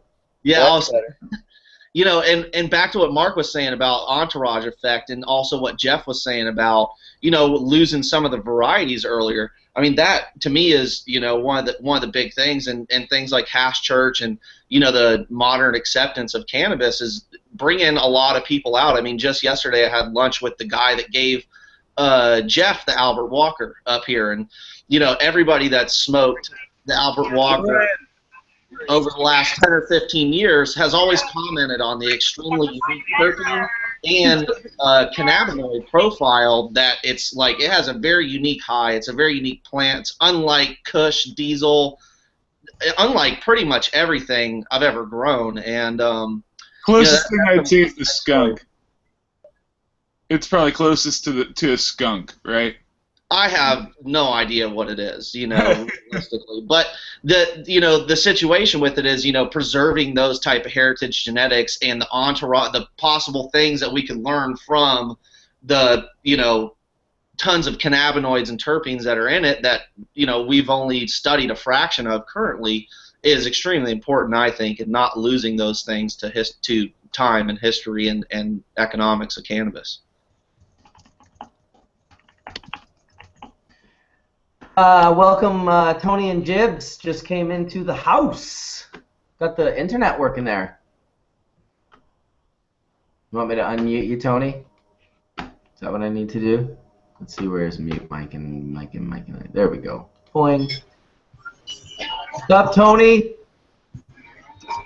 Oh, I see. I see what's happening. He's putting on headphones. He's going for the headphones, but he's taking his time because Hash just came into the scene, so he's like, wait a second. They're playing that hip-hop, that California Love, I heard. California. Awesome. So, hey, I wanted to take a second and let everybody know a little update about what's going on here in Washington. In about a month here, we're going to lose all processing. It's just going to be flowers for the medical side. And so I just came across this morning. Sensible Washington, who is Doug Hyatt, which is one of the lawyers, posted this right here. And they've set up a GoFundMe. It's at GoFundMe Save Medical Washington, or WA, Save Medical WA. And so basically there's three lawyers here in town, Jeffrey Steinborn, Doug Hyatt, and Aaron Pelly. They're all really good criminal defense attorneys, and they are bringing an injunction actually 3 injunctions, I believe, against the state for passing 5052, which is the bill that's killing medical here in Washington State. And so I just wanted to let everybody know, if you're interested in donating to Doug Hyatt's GoFundMe, they've got it going on there, and you know, it's basically, I feel like the injunction is the last chance that we have to save medical for the next year. And I don't think it's going to save medical forever, but I think, you know, if we want to have it not be such an abrupt end like this, you know, it's our only hope. So, anyways. All right, dude, thanks for sharing. Welcome, Tony and Jibs. If you guys want to unmute your mic, boom, I just did it for you. Nice. Can you hear us? We can now. All right, all right. Yeah, it's loud and windy here. How you guys doing today? Doing very well. Jeff was just telling us kind of the bad news about what's going on in Washington for extracts and derivatives. Yeah, they've just got on a whole other friggin' fuck you campaign, to be honest with you. That's what it is. Not too happy with it either. I think it's a shame. Yeah, it's not too bad. How are things at the Cannabis Cup in California? Things in the Cannabis Cup, it's nice weather here. It's a little windy today, but it's pretty big, man. It's a nice layout. It's a huge expo. There's a lot of inside food. It's pretty big event at this Cow Place Center. That's the Cow Palace. And basically, I didn't feel like there was a lot of like crazy advertisement on it, but there's a huge turnout. So yesterday was day one. Today I think you're going to see a lot more people coming in, because that's how it usually happens. Everybody hits the Cannabis Cup, they rush to get their foods going. Everybody sees each other for the first time in like 3 months or so. Everybody's, you know, showing off and bringing the best of the best, and some people don't make it quite the next day.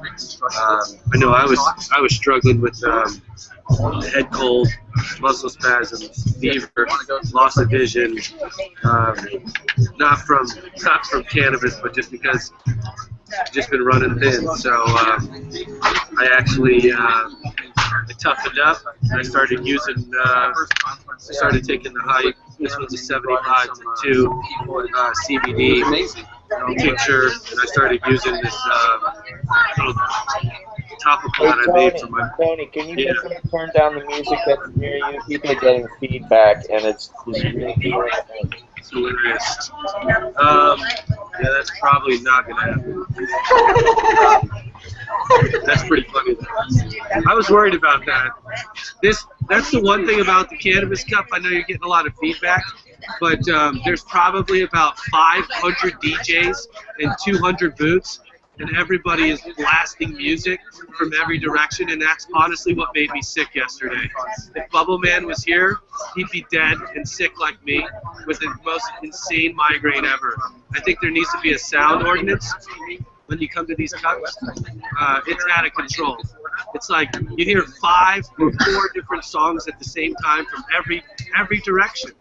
So literally, can I jump in? They literally have 2 competing stages within probably 1,000 feet of each other, blasting as loud as they can, trying to compete with each other. It is unbelievable. You cannot talk to people at the booths at anywhere within like proximity of either stage. You know what? And I'm so glad that Dougie's doing it different with Chalice, and he's not going to allow DJs. He's going to have it so people can actually communicate and talk and socialize, and not just have to be drowned out by screaming rappers. Hey, we're doing hashtag. Yeah, and going off what Todd is saying, being a member of the community that has to run a booth and be an owner of a company and all these things, I have a lot of social anxiety disorders and things like that I'm dealing with. Same with a lot of other people in the cannabis community, and I have a DJ behind me from this direction, I can see one over here, one right here, this way, there's going to be one like this way over 2 stages, and you're trying to be nice and communicative with people, and do your business and promote yourself. It gets a little complicated with all these loud, noisy things around you. I've never been. It goes back taking away from the events to some extent. It gets a little hard to pop enjoyably with your friends and like share your jars of hash and just like actually like screaming to the person next to you. Like, it's this strain of this micron. Check it out. You gotta try this. As soon as I pull a neck muscle, I'll be fine. It's all right. I'll just smooth more through it. Dude, and you can't make friends like that. Yelling at people over a table. He would have the same problem today, to where it's just super like intense on the emotional scale of things. Like it's just serious, man. I got like muscle spasms and migraines from the over music. I'll go ask him though. Fuck it. No, it's like, I know. I'm gonna go tell the guys. I'm like, hey, we're doing Hash Church here. Do you know what's going on? I mean, you should probably turn the music down. Yeah. So Todd, if you're gonna do an event, just make sure that you have like special sound ordinances and like only one stage. We only need one DJ. We don't need 40. I promise. And Dougie is doing it in Chalice, so everyone is going to go to Chalice. He's going to experience a noise-free environment where they can peaceably be high. That's awesome. Hey, I want to welcome Jen Doe. The dude here is in the house. He made it. Finally. Are you guys staying out for the night? That took you a while. Same with Tony and Jibs. They just came in as well. That took them a while. They're at the Canvas Cup. You're gonna go. Yeah, it's a little crazy. There's Nick. Nick's in the house. It's yeah, loud. there was a really cool image yesterday at the Cup where these guys are at in this parking lot. Is right underneath this hill that basically overlooks the Pacific, and so right around, I would say, I don't know if I remember this correctly, maybe about 5 in the afternoon, there was this beautiful fog that came rolling in over the hill. It was like the Pacific was letting out its own dab. It was this whole fog that came up and over the hill and came down into the Cannabis Cup parking lot. It was just so fucking cool. Everyone was out there with their cameras and their cell phones taking pictures of this fog just coming down, rolling down the hill into the Cannabis Cup. It was totally fucking cool. You had to see it. Were people asking what the Addy is and what version of vaporizer it was? The Pacific blowing out her own bong hit, right? What's the mixture in that? Technically, it's an inversion layer, and from my house, when the sun sets, you can see it creep up from the Pacific over the mountains of San Francisco and engulf the city. I literally have photos of the city buildings sticking up out of it, and you can only see the tops of the bridges and the tops of the buildings because the inversion layer comes in and takes over. It's really a beautiful part of the geography of San Francisco and the Bay Area. Yeah, same with Vancouver, and I have to admit, Whistler. When Whistler gets inversions and you go to the top of the mountains and the peaks are sticking out of the clouds, and of course what a weather inversion is it means that it's hotter at a higher temperature and lower, colder at a lower temperature. So when it's usually like maybe only -1 or -2 or even +2 in the village, and it's -15 up on the mountain, it could be literally inverted. Not maybe that much, but definitely within 5 to 10 degrees, no problem. Up in Whistler, anyway. It's not so much temperature inversion, it's the dynamic pressure pushing down that moisture layer. So basically, I wake up some mornings to a clear blue sky, and the whole San Francisco Bay Area has about a 900-foot cloud over it, which is like this inversion layer of fog, which has just settled down, and then there's I guess a higher pressure above it pushing it down. So I don't think it's so much temperature. It's the dynamic pressure differences. Well, weather inversions usually do that though, and that's all I know about them because we have them all over. I get them in Vancouver. I get them right off my deck where the clouds will come in and get pushed down, like you said, the fog, and literally just the peaks of the mountains. Sometimes the mountains are gone, but the sky doesn't have that level of clouds. It's clear.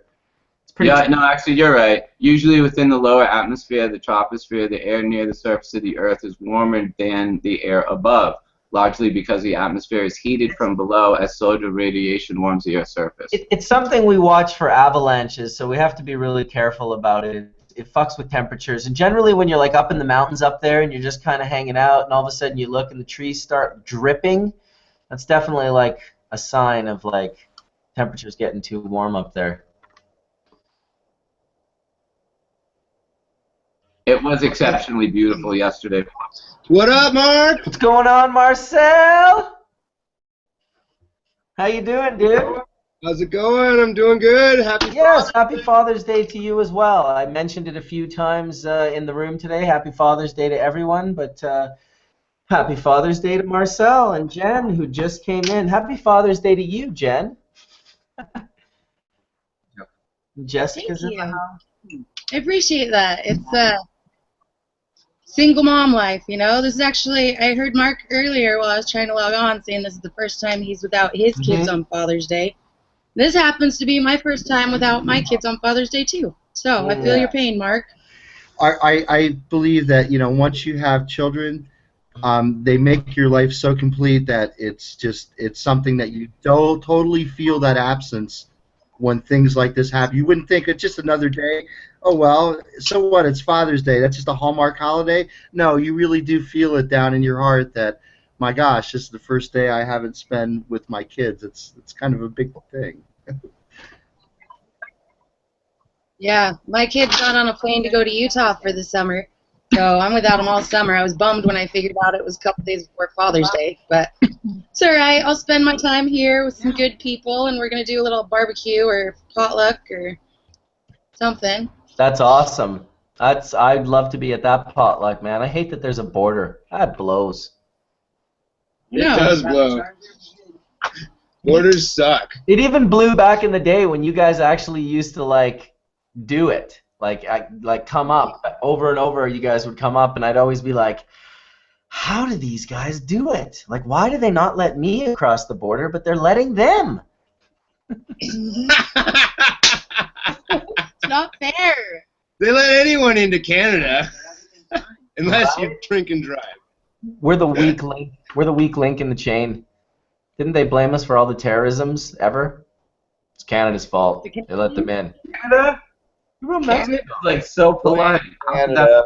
Blame Canada.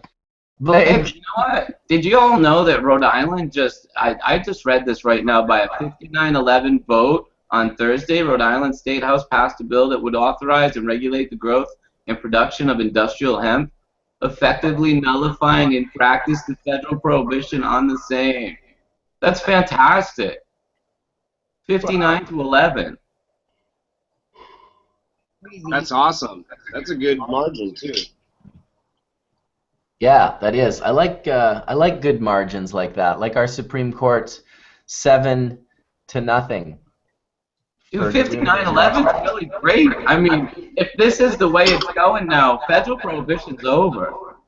They're not going to be able to sustain it. Only the stupid will be actually defending prohibition or supporting prohibition, and it will be an inexcusable position to take pretty soon. Well, you know what, Todd, you're right, and that's why the face of like a lot of the younger people who are suffering unnecessarily become that the thing that will take that last leg of prohibition. Then there is still these sort of nut bar prohibitionists coming out of the woodwork. We have a few here in Canada that are just, you could not believe the things that they said. We had David Malmo Levine, we had Dana Larson, Mark Emery, and Kirk Toussaint all sort of spoke on the news recently about the derivatives case. And if you Google some of the CBC News, it's you can't believe what this woman. What's her name, Horatio? Do you remember what her name is? Rona Ambrose? No, not the health minister. This was the woman that's like, she's taken it upon herself for like smart access or some. She's got some weird cannabis name, but she's like not really about cannabis. She's all about. She's like, Dana Larson's breaking the law. These dispensaries are breaking the law. We are not a narco nation. Blonde lady, and she has kids with the no cannabis bill. Right, exactly. It's pretty hardcore, man. Pretty hardcore to see here in Vancouver, this level of prohibition. you know, she had kids literally walking at the event with anti-cannabis leaf shirts at all the cannabis gatherings we have in Vancouver. These young teenagers come with pot leaves wrapped in a red circle with a line through it. It's So they're no longer going to allow you guys to go to Vancouver smoking now, I'm hearing? As they just pulled the permits, they're no longer going to let you guys do that? We're church. So where's Eric Johnston? Find him here. Mark, are they no longer going to allow that to happen in Vancouver now? I'm hearing I don't pretend to know, but I will say that, you know, they're making moves. They're trying to do things. You know, once the city said they might want to do dispensaries, now I hear they're saying that they might shut down vapor bars. That dispensaries will be one thing, but vapor bars will be another. Well, vapor bars are also an important part of the way people use their cannabis, and it's like it would be terrible here in Vancouver to lose such a thing. I would really, I mean, in the end, I never react, because that's what they're hoping for. They hope enough people react with fear, that fear topples the scales, and they gain what they want. But I always have faith that we don't go backwards. We're going to go forwards. It might be a slow pace forwards, but it's not going to be going backwards. So we'll have to see what happens. Pamela McCall. That's her name. It's frustrating for you guys to be so progressive and still get pushed back. Yeah, well, like I said, if these prohibitionists are standing up, I'm such a conspiracy person. I always just think, can a person be so crazy to really try and fight the use of cannabis as a medicine when it clearly is beyond helpful, specifically for kids who are suffering, when you can take a seizure away from a child instantaneously by giving them the derivative or extract? That seems powerful enough to have a hard time arguing. Yet some of these new prohibitionists, they're up and coming, and they're saying that exact thing. They're basically taking it on head on, just saying that we have to do it safely, and that it's a drug, and that it's illegal, and it's like, I don't want to sound like a conspiracy buff, but to be blunt, there's a lot of money behind being an adversity to the legalization and the progressiveness of cannabis, because there's no question. I mean, when I first learned that a group of liquor distillers produced the film Reefer Madness, I learned that from the CNN International website back in 1994 when they had a marijuana quiz. And it stunned me because it really shows the overt oppression that alcohol companies realized, hey, if we don't get on this, this is our biggest competitor. We have to do something about this. And just like alcohol companies, pharmaceutical companies, oil companies, you got to realize they all have a financial interest in keeping this illegal, and we're all fighting that right now because there's a lot of money behind the drug war because it's protecting profits of other industries. I mean, when we talk about glaucoma medicine or antidepressant medicine, you're biting into the pharmaceutical industry pocket at that point, and they have a reason to basically fight you, and they are. I mean, we've been fighting it for decades, and we're still fighting it right now. I sometimes think all they're trying to do is buy time because it means they're still buying profits for just a little longer as we suffer, we go to jail, you know, we pay for lawyers, and we get our asses handed to us. You know, they safely still sell their drugs down the street to our teenage kids. And that's the irony, you know, because they're saying keep marijuana illegal to protect our children, and then when our kids are strung out on Coca-Colas and caffeine and sugar, we pop them full of fucking speed. But that's totally okay, and we're safe to do that. Even the people in the schools, we send them to administer the drugs for the doctors and the pharmaceutical companies. And I mean, how many stories are there of doctors getting kickbacks from pharmaceutical companies for overprescribing? I mean, that is not like the most uncommon thing to hear about. So I think we're fighting against a pretty big economic battle when it comes right down to it. You know, corporations are beholden to profits and not doing the right thing, not ethics. Well, absolutely right. Absolutely right. Don't forget the very, very powerful tobacco lobby. Remind yourself that that product has been directly medically linked to causing lung cancer. So here's an industry whose product kills people, and I can buy it at the 7-Eleven right over here. Right? It's a product that kills people, and I could buy it right here. It's ridiculous. Also, Right, but don't underestimate the power of the for-profit prison industry. And also another big industry that's popping up that's making a lot of money is the drug testing industry. Don't forget that all the employers that send off drug sample or testing samples for urinalysis tests, the drug testing industry is now a billion-dollar industry in the United States. You know, Colin Turner, the guy that was the head of the marijuana project before Muhammad Asoli, went to work directly from the government to the urine testing industry and made millions of dollars in the 80s and 90s. And William Bennett, who was the first drug czar, also went into, put his money into piss testing and various other prohibitionists. We got to remember, by the mid-'80s, there was no such thing as piss testing except for when I worked offshore because it was for insurance purposes. And then it became for drug testing because of THC, and it skyrocketed, as we know, into what's become a multi-billion-dollar industry now. Little Yellow Gold, and all these prohibitionists have their money in it. On top of that, as you're saying, not only it's not only prisons, it's for-profit prisons now, which is a big problem. That's right. That's On right. top of that, it's your Victoria's Secret, it's your Hanes, it's your Fruit of the Loom, and all these others that are being manufactured for pennies on the dollar. I had a friend of mine who went to federal prison in Colorado, and he was growing tilapia in the prison, and they were selling that fish to Whole Foods as natural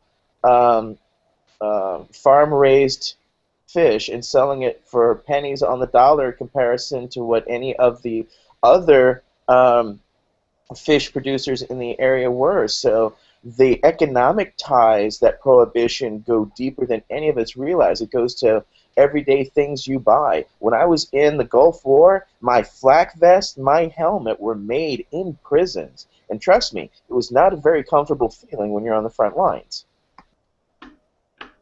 I refused to work at Unicor when I was in prison, actually. I flatly refused to work at Unicor. It's literally slave wages. They bust these guys. They get them in on extraordinarily long sentences.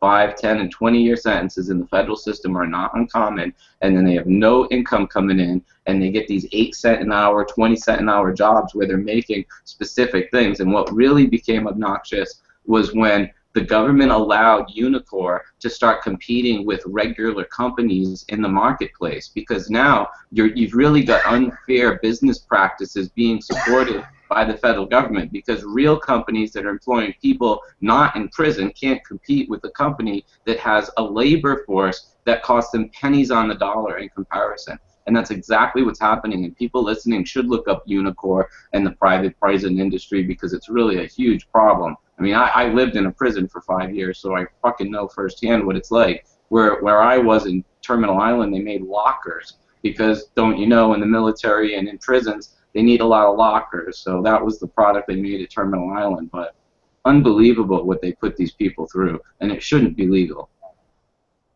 Yeah, the amount of money that wage, if you think of a couple of million people in prison building products and working an 8 to 10 hour day and getting paid a few cents on the dollar, the profit margin that those companies are making on that slave wage is on the daily astronomical. Well, it's completely subsidized the economy. We have a complete false economy because of that. Because everybody wants to buy cheap. They will rather save a couple cents on something. So, that's why it's been a race down. And the only way to do that was two ways. We shipped away all our mills. No one has any of those. So you have to either do it export and import, or have prison labor. That's the only way to make affordable manufacturing. There is a third way. That third way is for us to have a starship in every garage. A mothership? I love you guys. A mothership in every garage? Yes. Mark. I like that. Oh, thank you, Bubbleman. You guys, I regretfully must inform you that I'm on my way to get my daughter. No regrets about that, but it's Father's Day and I'm heading out. And thank you guys so much. And I'm going to keep trying to make it on. I want to love you guys. You're doing great things. I like this whole conversation in the morning. Absolutely, dude. Well, have an amazing Father's Day with your daughter. We will talk again. Awesome. Ciao, everybody. Happy Father's Day, Marcel. Keep up the great work. I'm still hanging out though, so continue. Oh yeah. Well, we'll have to get him in here one day blowing glass. That guy does shit on a whole other level. Yeah, we got the laptop set up so that we'll be able to do that. They just had so many weird little projects going on that today was not the day. That's okay. Yeah. What you toking on there, Jen? Oh man, I got some Kimbo dry sift from Miss Cuban Hash Queen. So that has been fun. I've been kind of passing that out this weekend. And then a bunch of random flowers for the garden. Very nice. I just got to mute you when I'm talking so that we have a reverberation going through your mic. So just unmute yourself anytime you want to talk, Jen. Hey, Tony, when are you going to speak up there? Yeah, I heard the music got turned down, but how can he hear us if he's got his headphones off of his ears? He's got a lot of distractions around him right now, no question. There's a circus over there. It was actually a really good time. You know, say what you will about High Times, man. They bring the industry together, and it's a fantastic thing. 100%. It's hard to deny that. They've been doing it for a long time, and you know, maybe other people are going to pick up this concept and start doing more of these type of shows. We'll see what happens, but they have. I mean, they have. When you look at like the Secret Cup, it's a small microcosm of the Cannabis Cup. It almost brings me back to where we were 20 years ago when it was a small group. There was 40 competitors in this last event. You know, they're all friends. They're all hanging out, getting each other high. You know, and you could tell that they're going to be friends forever. You know, it's like a lot of them. This is the seeds of the new industry still forming, and it is High Times. I mean, you asked Jeremy where did he get inspired by doing the Secret Cup. He said, I went to the High Times Cannabis Cup in Amsterdam, and I loved it. You know, because that's the experience we all had, is that network, that community. The Secret Sesh last night, Mark, was awesome. They actually was the biggest one yet. You would have. It was probably 500 people. And the table, Todd. The table. We got a nice room. They set aside a conference room for us to use, which had a very cool marble table. But we were having a good night. It was a great. After walking around the High Times event all damn day, to have a nice cushiony leather seat to sit in at the end of the night was very appreciated. But the Secret Sesh was great, man. Those guys. Table too. It was totally cool. We felt like we were the executives. Yes. We can't really. I don't want to say where they did it, but they did it in a former Cannabis Corporation's building that is very cool and had a lot of space, and it was nice. I mean, as vendors were leaving, telling the people that put it on, you know, that they did better at the Secret Sesh in 5 hours than they did at the Cannabis Cup all day. That's pretty incredible. The thing was only open from 9 to 1, and people were leaving super happy. It's the community that's coming together is really beautiful, and I'm thrilled to see it happening. Well, it was cool where we were set up because where we were set up, people just came through and just sampled their wares, and Mark was fortunate at the end of the night. He had a gentleman come through making some amazing hash that. He just, every single hash Mark hit, he was like, that's the best hash I've had all day. Oh, wait, that's the best hash I've had all day. Wait, it's now 1 a.m. This is the best hash I've had all day. That's our good friend Alberto from Barcelona. So shout out to Alberto if he's listening. That's cool. Yeah. No, it was a really good, experience. It's so cool to see it happening. The people from Urban Farmer and Cannabis Community, hats off to Tim and Nick and his wife Madison, and they're all such cool people. And the way they're doing it so fresh by, giving away samples to people and just it's really a celebratory event. I think it's super cool. So the opposite. It's all pavement, so it's all legal. So it's it's one of the great things about it, and you get to meet all kinds of people, all kinds of heads. It's still been amazing. Come on, Tony, where are you? Come on, Tony. He's sitting with Steve D'Angelo.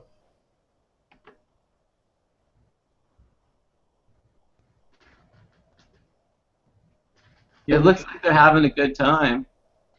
Yeah, I bet you they're enjoying wonderful things. You know, Steve D'Angelo is actually getting awarded a Lifetime Achievement Award at this Cannabis Cup this weekend. People that don't know Steve D'Angelo, I met him at first in 1994 with Jack Herer when we went to Washington, D.C. for National Medical Marijuana Day, and Steve was letting all us hippies crash on his floor.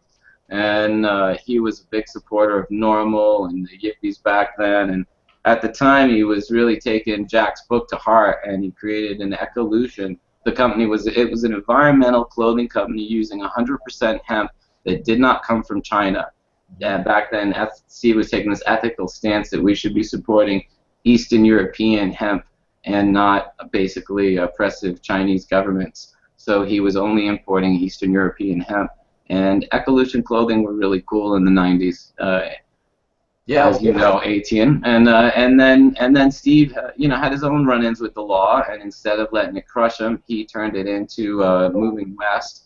And following really the business model of Berkeley Patients Group, which had been around for years, he opened up Harborside and created what is easily now the world's largest, by sheer volume, cannabis dispensary in the world.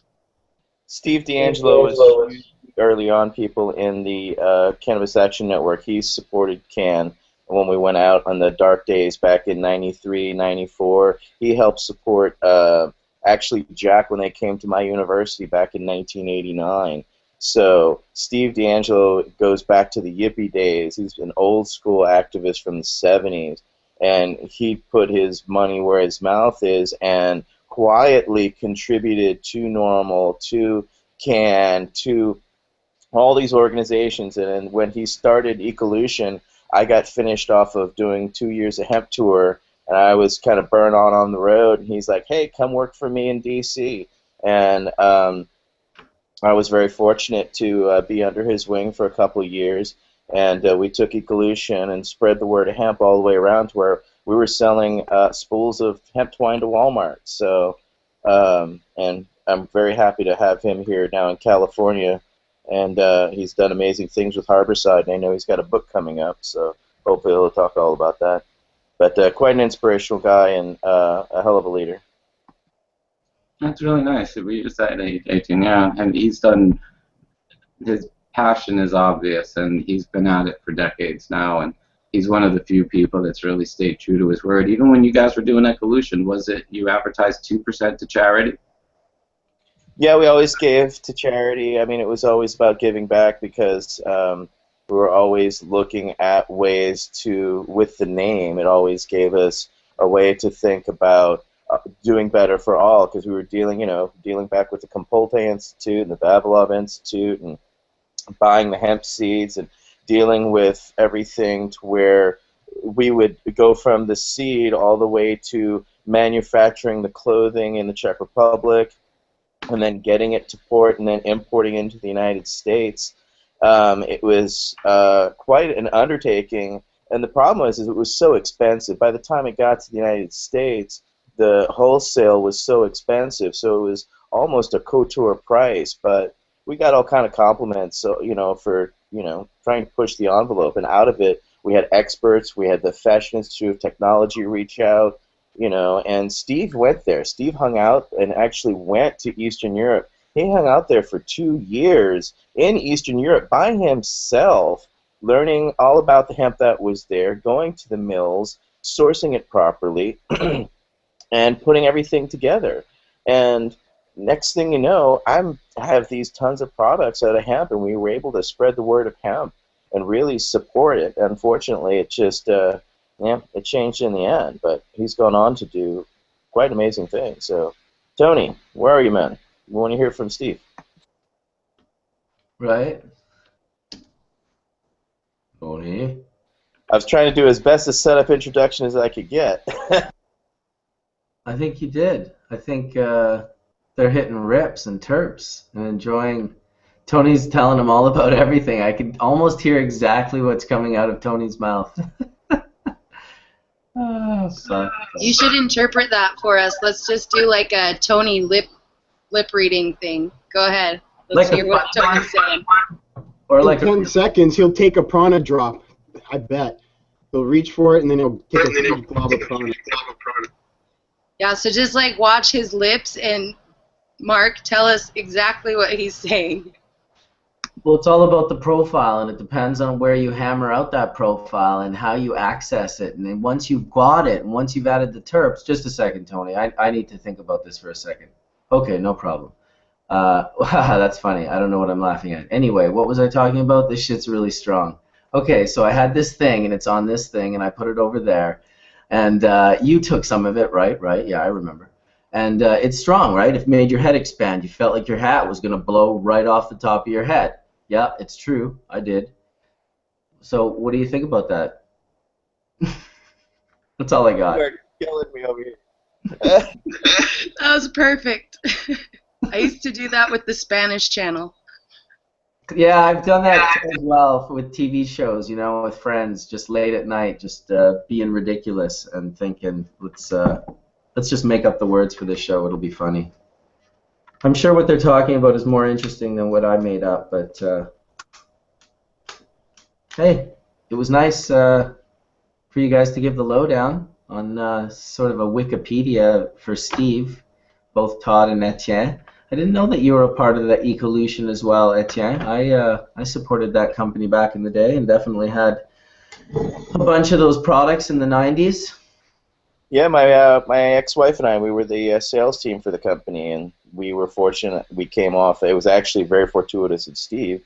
You know, we had just come off of 2 years of hemp tour, and so we knew every hemp store, every hempie, every stoner, all around. So it was easy for us to then make the transition into dealing that. And then we went to the trade shows, and the products sold themselves. We just had the knowledge base to speak about it because, you know, Jack educated us all when, you know, and we all read Jack's book. So from that, we had a running knowledge about hemp, and then you started learning about all these different processes of, you know, manufacturing, weaving, putting things together, learning about stress points. I have an art degree. I had a crash course in, you know, fashion technology and learning how to properly weave hemp and the difference between long spun hemp and cottonized hemp.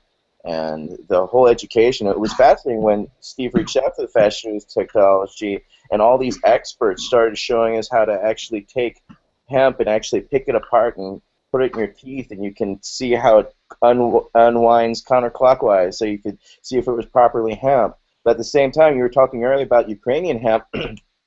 Somebody turned us onto some Ukrainian hemp back in the 90s, and it was so cheap that we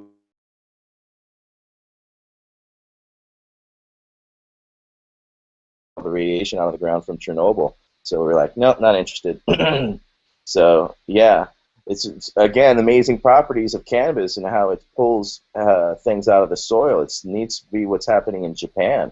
They need to be planting a lot of hemp around you know, Fukushima and such to start pulling all that. In fact, some of the scientists over in Japan were talking about that because you can't use that hemp afterwards, unfortunately, but it pulls it out of the soil. There was a study done back in 97 or 96. It was a Polish metals mill, heavy metals mill, and they planted hemp on there, and it pulled all the heavy metals out of the soil and into the hemp. And it was amazing how fast the soil recovered from a series of hemp growing, and it was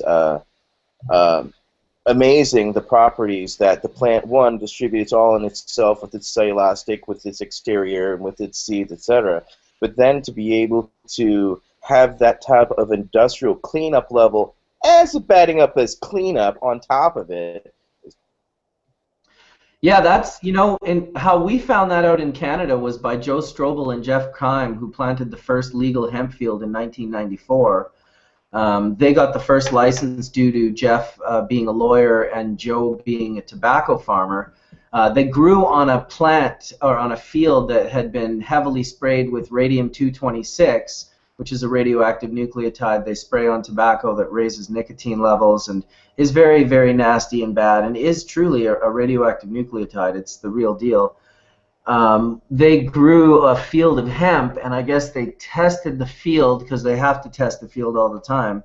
And the numbers had gone down so significantly that that's sort of how we first heard about the phytoremediative properties of cannabis. And there's other plants that have those properties for different metals. I know that sunflowers pulls nickel out of the earth. You can actually harvest sunflowers and smelt them down and acquire that nickel rather than doing like a harsh mining type method. So phytoremediation is definitely a powerful thing, and it's real.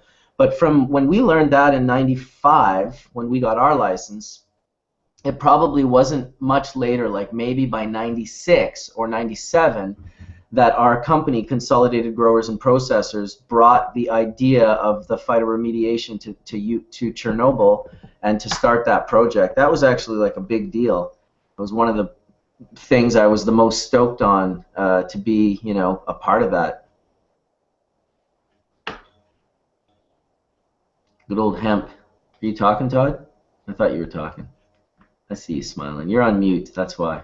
I was actually, you know, somebody asked me a question. You know, people now that your hash church has become so popular and walking around Cannabis Cup, I had more people freaking ask me or say to me, I see you on hash church than I have said to see on the Culture High or the Union, which is a shift. And somebody sent me a question asking me what my personal opinion is of people bringing open blasted hydrocarbon extracts to secret sessions, cups, or high times events, because they've seen a lot of it lately. And I looked at his question, and, you know, a lot of people are, you know, obviously concerned with the environmental concerns of releasing butane into the atmosphere. And, you know, not just in, you know, unsafe environments like, you know, their neighbor's apartment, but like in safe environments, as the Colorado has a regulated industry around the extract industry. And that's a really tough thing, in my opinion, for me to say, because, you know, every single can of butane that these people use was manufactured with the intent on going into your lighters and going into the atmosphere. And, you know, and the fact that people are using these chemicals in many honest ways. I mean, butane is an organic chemical to make very useful cannabis-based medicines.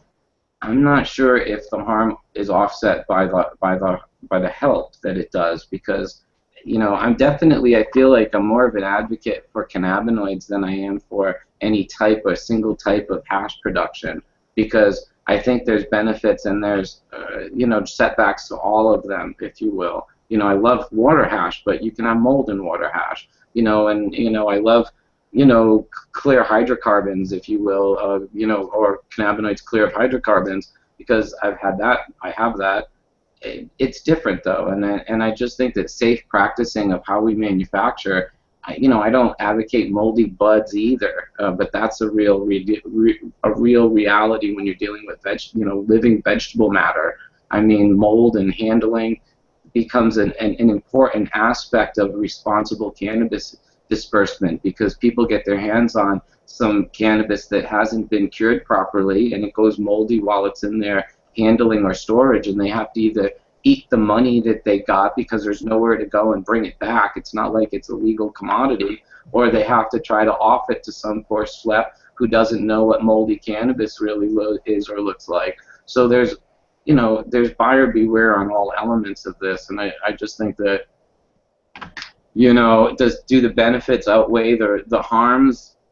You know, when it comes to cannabis, I think there's only going to be a short period that we're backstage or backyard moonshiners, because look at how the cannabis industry, or I mean the alcohol industry, went from being, you know, someone's backyard still or bathtub gin into being a clean, regulated industry that, you know, aside from abuse, you're not going to drink alcohol and go blind because it wasn't made correctly anymore. You're going to go, you know, going to lose it because you abused it. And that's a different conversation than safe manufacturing processes. And I think all of these unsafe, you know, from moldy water hash to hydrocarbon-laced, you know, shatter is going to go away with regulation and legalization and a better understanding of the manufacturing process, the handling process, and the responsibilities in both those fields. And dare say some new hybridization of techniques and maybe even some new methods completely to come out of the future. Particularly think cold. Who's not blown away by rosin? Who? You know, we've all had weed for so long, and we just started squishing it. I mean, this is killing me. You know what I mean? Oh, squish your buds! Everybody turns around and squishes their buds. I mean, we're really that naive about this that we're pulling out, you know, hair straighteners and finding a new use for them, and you know, we're still gonna learn to innovate. And I got nothing against, you know, rosin. It's really cool, actually. You know, dabs from a fresh bud with no solvents. Instantly, right? You know. How long does it take, man? I don't know, about like 5 to 8 seconds. You were making them faster than I could do them on my side of the table at the Secret Cups awards thing at Ben's Museum. I mean, that's how fast Mark was making them and then putting them on the table, and I felt backlogged in resin dabs. Yeah, and there were other people. We were also pressing for Mark and Jody Emery. Jeff Church was there. That was there was no shortage of pressing going on in that building there, I'll tell you. Holy shit. And this is the innovation that I think we're going to see by sharing information. Yeah, I agree. It's happening already. It's I agree as well. Earlier, what you were mentioning about Hash Church. You know, all the work that I've done over the years. It's the thing that people bring up with me the most is Hash Church. So we've definitely stumbled upon a really unique thing here, and I do hope in the future that we can just continue to raise the bar, continue to bring on guests that can share stories, and just you know, keep it going, keep it fresh, keep everyone inspired, and you know, even have great topics like a question that got asked a multitude of times, I'm sure to even many of you, is if I want to do. Younger people asking if they wanted to get into this, what would be an area that they could get into? So it's nice that we talk about things like that, from the botany and the horticulture to the biochemistry to the plant chemistry. What was the other one you had mentioned, Mark? Yes, so three individuals have reached out to me on a Facebook personal message and asked me for guidance on what type of career they ought to consider to get into the legal cannabis industry. And I've pointed a couple of them to, in fact, one of them I do believe is starting a graduate school at UC Riverside in chemistry on my suggestion.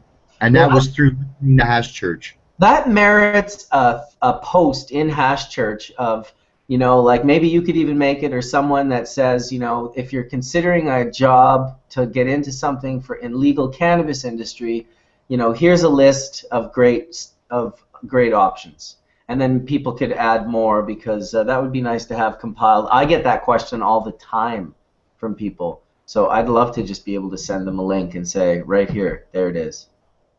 Okay, what's Jen asking there? Let me see what you just said, Jen. Can we touch more on the epilepsy and CBD and why the bullshit in Colorado isn't working for most of the patients? Have a friend dealing with this right now. All right, well, why don't you tell us what your friend's dealing with first? Well, I speak from Jessica and Naya's point of view. I mean, they've had very good success, Jen, with Elite Cannabis's product Remedy, which I now think is available coast to coast through Mary's Medicinals. Or actually, Mary's Medicinals has now a new product line called Mary's Nutritionals, based on their interpretation of the Farm Bill. I do believe that their CBD products, again, are organically grown from our friend Dave Bonvillain and the Elite Cannabis Group in Loveland, Colorado. It's a wonderful product. It's the only product that I know that has basically alleviated seizures in a child a Dravet's patient that I've had experience with. I recommend that product. Very cool. Yeah, they were using some stuff from up here that had a THC and CBD, and they recently switched to getting stuff from Colorado that's just that main CBD base. And they went through about 5 different things, and none of them are working.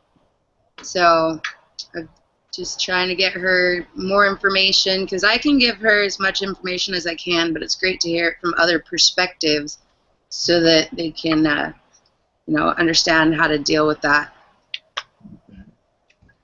Here's the link, Jen. Again, I don't know if anybody else has any other experiences. And again, I don't want to speak negative about any other products that I don't know of. This is one product that I personally know is very effective. And if you were on church, when was it, Mark? Maybe about a month or so ago. Jessica Hawkins told her story about her daughter Naya, who's 10 years old, and this product has been very effective in not only controlling seizures, but also in the middle of a grand mal seizure where she's, you know, flailing and losing bowel movement and just completely in the middle of a seizure, when she gets a drop of oil under the tongue, it stops the seizure dead. I mean, that's a miracle. Well, the problem is it's still so subjective, and that's the thing, and that's what we found, is that you have to find the right ratio that works, and this is still the frustration we're dealing with in California that you're dealing with there still, Jen. I get people all the time who are like, hey, I heard about this, I read about this, can you get Charlotte's Web, what ratios do you have?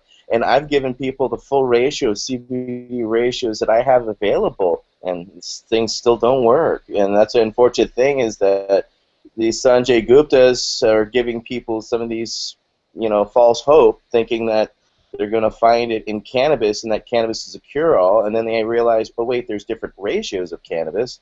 Oh, and wait, there's only availability of certain ratios of cannabis, and oh, shit, there's this many ratios. How do I break it all down? And as we all know, there isn't one bud that works for spasticity better than the other yet. The science is still out. We don't have any subjects. We can go on anecdotals, but unfortunately, the child and the family have to go through the unfortunate trial and error process, and that's the frustrating thing that, as a provider, that I'm always struggling with and frustrated with, is not only that, is when I get it and it works for somebody, and then it's gone for 6 more weeks, and then I can't get it for them anymore, and it kills me when they're like, but my child's having seizures and I don't have access to it. And that's why I'm excited about Tony and their product, and hopefully availability of product, that, you know, more access to these products, because it's frustrating when you see the success of people and you expect the same success of this other family, and it doesn't come true. And this family is looking at you like, but it's supposed to help. What are you doing wrong? And it's like, wait, whoa. We're just trying to help. So, this is the reality that we're dealing with. In the evaluation of medicine under clinical trials, you have to take into account that a lot of the way that medicine interacts with our body is very unique to our body, and our body chemistry has a lot to do with how these medicines are metabolized and ultimately how effective they are. So when you do a clinical trial for the effectiveness of drugs, they have to take a very wide, statistically robust swath of the population that covers people with hypertension, people with different medical conditions, people with diabetes, because all of those different medical conditions and all the medicines they might be taking to alleviate suffering from those medical conditions are all going to affect the efficacy of any herbal supplement that you take to alleviate some type of medical condition. So, for example, again, you can take certain drugs that you cannot drink with grapefruit juice, because the grapefruit juice and the acidity in the grapefruit juice will essentially annihilate the drugs in the gut. So there's all kinds of different factors that play into how efficacious a medicine is going to be for a particular patient. Sometimes you hit it right on the mark. I think, like with Naya, her body was so starved for these cannabinoids that her body immediately responds. And again, in the middle of a seizure, the fact that when she gets a drop on her tongue, that immediately it stops the seizure, which is happening in her central nervous system, in her brain, and all throughout her body, tells you how starved her system is for these molecules. And so it's not going to be that way for every patient, but certainly the anecdotal evidence that can start to build, that can look at different patients and different lifestyles or different body chemistries, ways that people interact with these things, can help us understand and make the anecdotal evidence into something that we can actually understand and ultimately treat people who perhaps aren't seeing efficacious treatment with some of these other treatments that are out there. Well, I'll tell you, when people ask me what they should do and what, what kind of profile they need for this particular thing and that particular thing, I of course lead them in the directions of good places they can do research, but I often say to them too, not to close the door on their own bioassay abilities. It's a very simple plant. It's a very simple herb in the sense that, you're not going to have some terrible, horrible experience with it. You're able to try a multitude of strains and not necessarily only try strains that people are telling you this is what you need to look at if you suffer from this, because you never know. You might be completely outside of that, group or versions of strains and find something that actually is even more efficient. So I just tell people, try things, try strains, try to keep a journal and just go through them. And when you find ones that are, whether it might be a smell that they have in common, like figure out something that combine, and then even figure out using a multitude of strains. We know that stacking a variety of cannabinoid profiles can have a different effect over a single cannabinoid profile. So I mean, that's just as simple as hitting something, hitting two strains that you know really well, like two hashes that you smoke every day, and then hitting those two hashes together. Not always, but often, sometimes you can produce this sort of synergy between the two that's just the best of both worlds, sort of speak. So Jendo is asking, can you explain why THC would be important to have in conjunction with the CBD to be more effective for seizures? He seems to react to the THC being incorporated. Yes, we have found, people have tried straight CBD and straight THC. Those don't work. What's found is, we're finding with science, is those in different ratios. What's the frustration is now to find the ratios that work proper. Ratio, do you want to go off on that?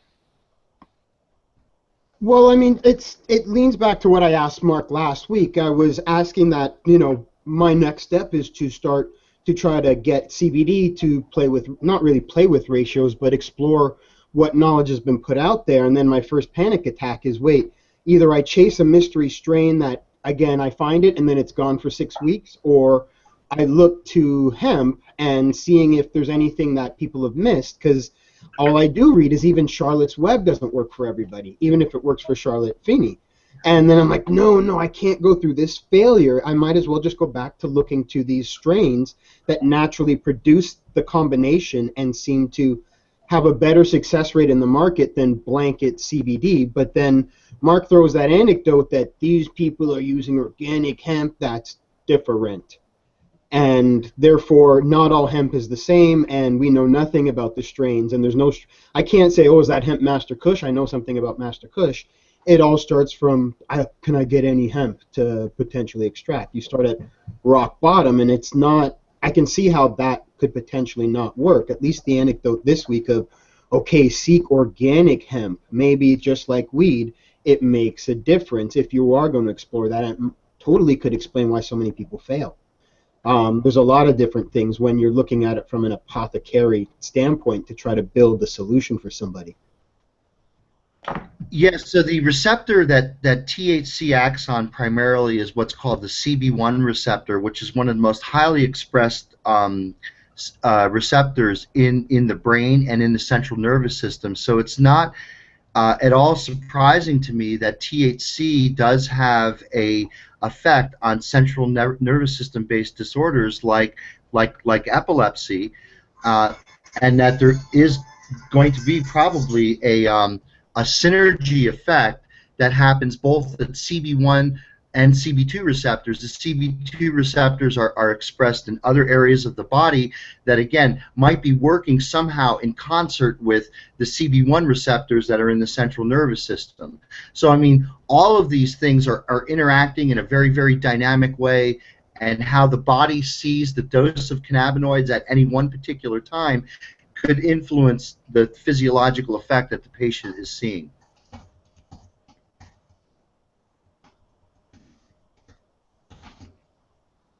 Just answering a few people in chat right now. Well, I wish Tony would step in and bring in some more of his knowledge of why he focuses on THCA in his Prana program, and why he's literally, I mean, it's the same kind of, one of the reasons why I'm like, well, this THCA is more than just trying to get a limitless high. What if we could eat it the same way Tony's using it? I'm paying, you know, deep enough attention that I can almost feel like I'm repeating history where he went in that route, and now I'm like, well, there's more weed with THCA that I could isolate than I can get rather than chase CBD. It's my new dilemma of the week now. Should I go that route?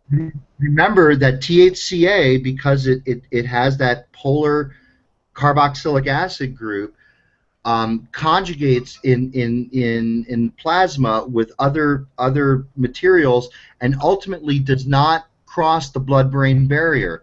So while you can certainly get THCA in the body, it's not going to cross the blood-brain. So not everything that's in your blood crosses what's called the blood-brain barrier. And so typically psychotropic substances that act in the central nervous system and on the brain in particular have to be privileged enough to cross the blood-brain barrier. And typically that's a function of lipophilicity or hydrophobicity, to be more accurate, and how polar the molecule is.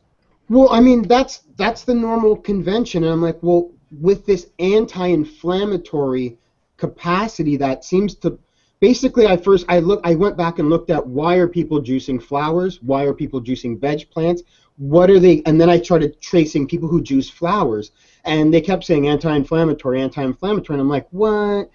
Could it be being picked up in another way, or being converted in the gut to something else that's not about psychotropic, you know, psychedelic effects, but it's the anti-inflammatory aspect that I'm scratching my head, because people are saying it's working as well for them as CBD, and obviously flowers you can juice. So instantly I'm like, well, I don't need to juice them and have them being in flux. I can stabilize it, and we could potentially eat chop. So remember that it's all a matter of dose. It's all a matter of concentration and equilibrium concentration in the blood. So it has to do with basically the fact that these are such powerful molecules for interacting on these ligand, or on these at these receptors, that sometimes even digestion in the gut is going to knock out most of the material, but your body is so starved for these that even a small concentration of material, you'll still see a pronounced physiological effect. And again, most of that really depends on the body chemistry of the patient, the weight of the patient, any other dietary things, whether they're diabetic or not, whether they're able to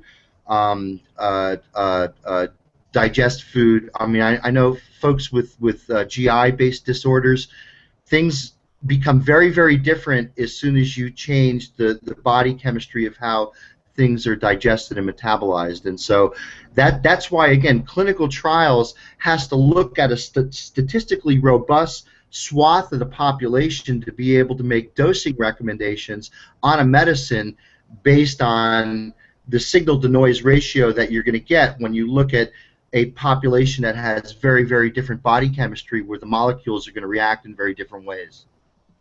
It's kind of why I'm disappointed when they get something stable enough to present to a large population, is to oversimplify the plant, just like a pharmaceutical person would. It's like, well, too many people are allergic to the weed itself. Too many people don't like chlorophyll. Could I get the THCA that some people get results out of into something that more people could potentially be available to? Because if I juice a flower, I'm going to barf, and I'll never know if it could potentially help me. That's kind of why I'm scratching my head, because it's not financially viable, but I want to know if condensing things down and to a point simplifying them allows it, removing terpenes allows the gut not to have that variable thrown at it when it's digesting that THCA.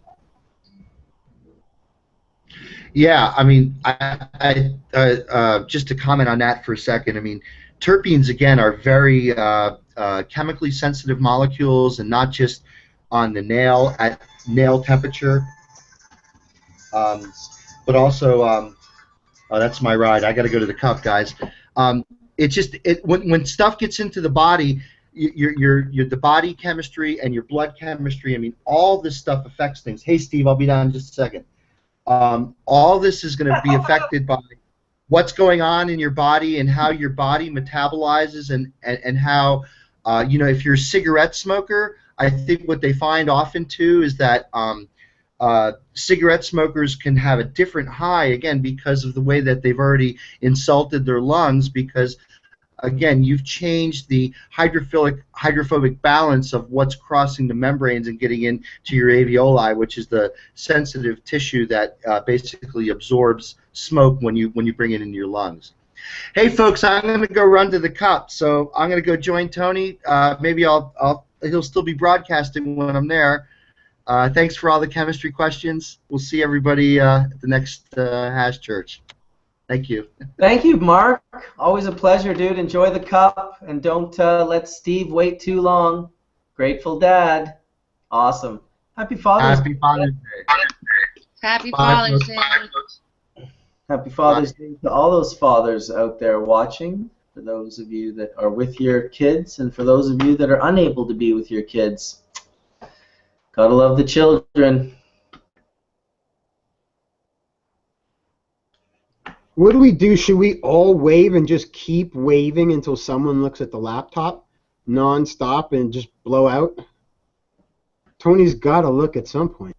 Well, guys, I think I could actually drive over there and tap him on the shoulders. Might be just as effective. That's what I'm planning on doing. I should have left 40 minutes ago. I could have just broadcast on the way. I'm just kidding. But it was good to have. I'm going to go over there and enjoy it for a little while before it's already 1 o'clock here in California, or close to it. So I think they have over-medicated for this hour and forgot they were doing a live podcast.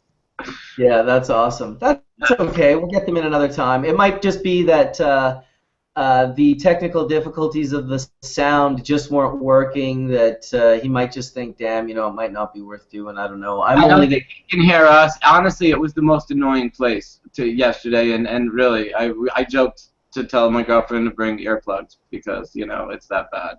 And I don't get it. I don't see how that's conducive to a good event, and really it just doesn't. I mean, it's murder on the people trying to communicate in any realistic level anywhere near these stages. I don't get it, but I don't get it. Interesting. Well, I'm looking forward to Father's Day. I have barely seen my family at all today. I just saw my one son. I haven't seen my other son or my daughter, so it's in a few minutes here I will be maybe after another dab or two we'll end up shutting her down for the day. That was a good solid, what did we do, 4 or 5 hours? 4 hours? 4 hours. That's a reasonable church. Too bad we can't get Tony in here to unmute. I honestly think it's a sound issue because it supposedly started at 12 and they were trying to communicate with us while it was still like 11:50, and the sound was incredible at that point, and I'm sure it only got louder as more people walked in and the volumes got turned up. I think it was just an impossibility of doing it. I'll ask him when I see him because I'm going to see him. Yeah, you're going to go down there in a bit?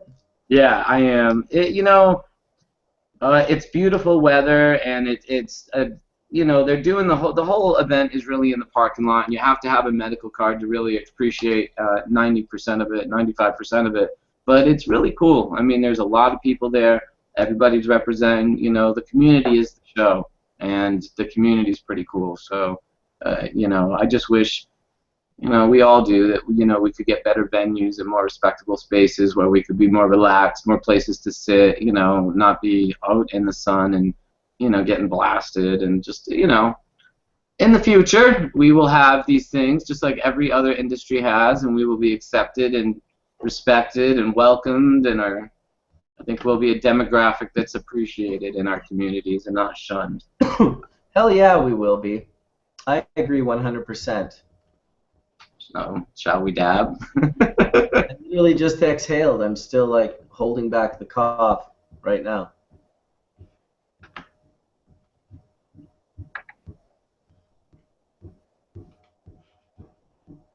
Hitting a hitman? That's true, yep. The guys from Secret Cut gave me one of the extras that they had, and I like it. No matter how hard you pull on it, you'll never hit water, which I really appreciate. So, Todd, I got a quick question. Do you have the most swag in the universe? Like, you just rolled in with my pipe, and I'm like, damn, I paid and saved for that fucker, and Todd rolls so tough that they just come sticking to him when he leaves an event. No, not no.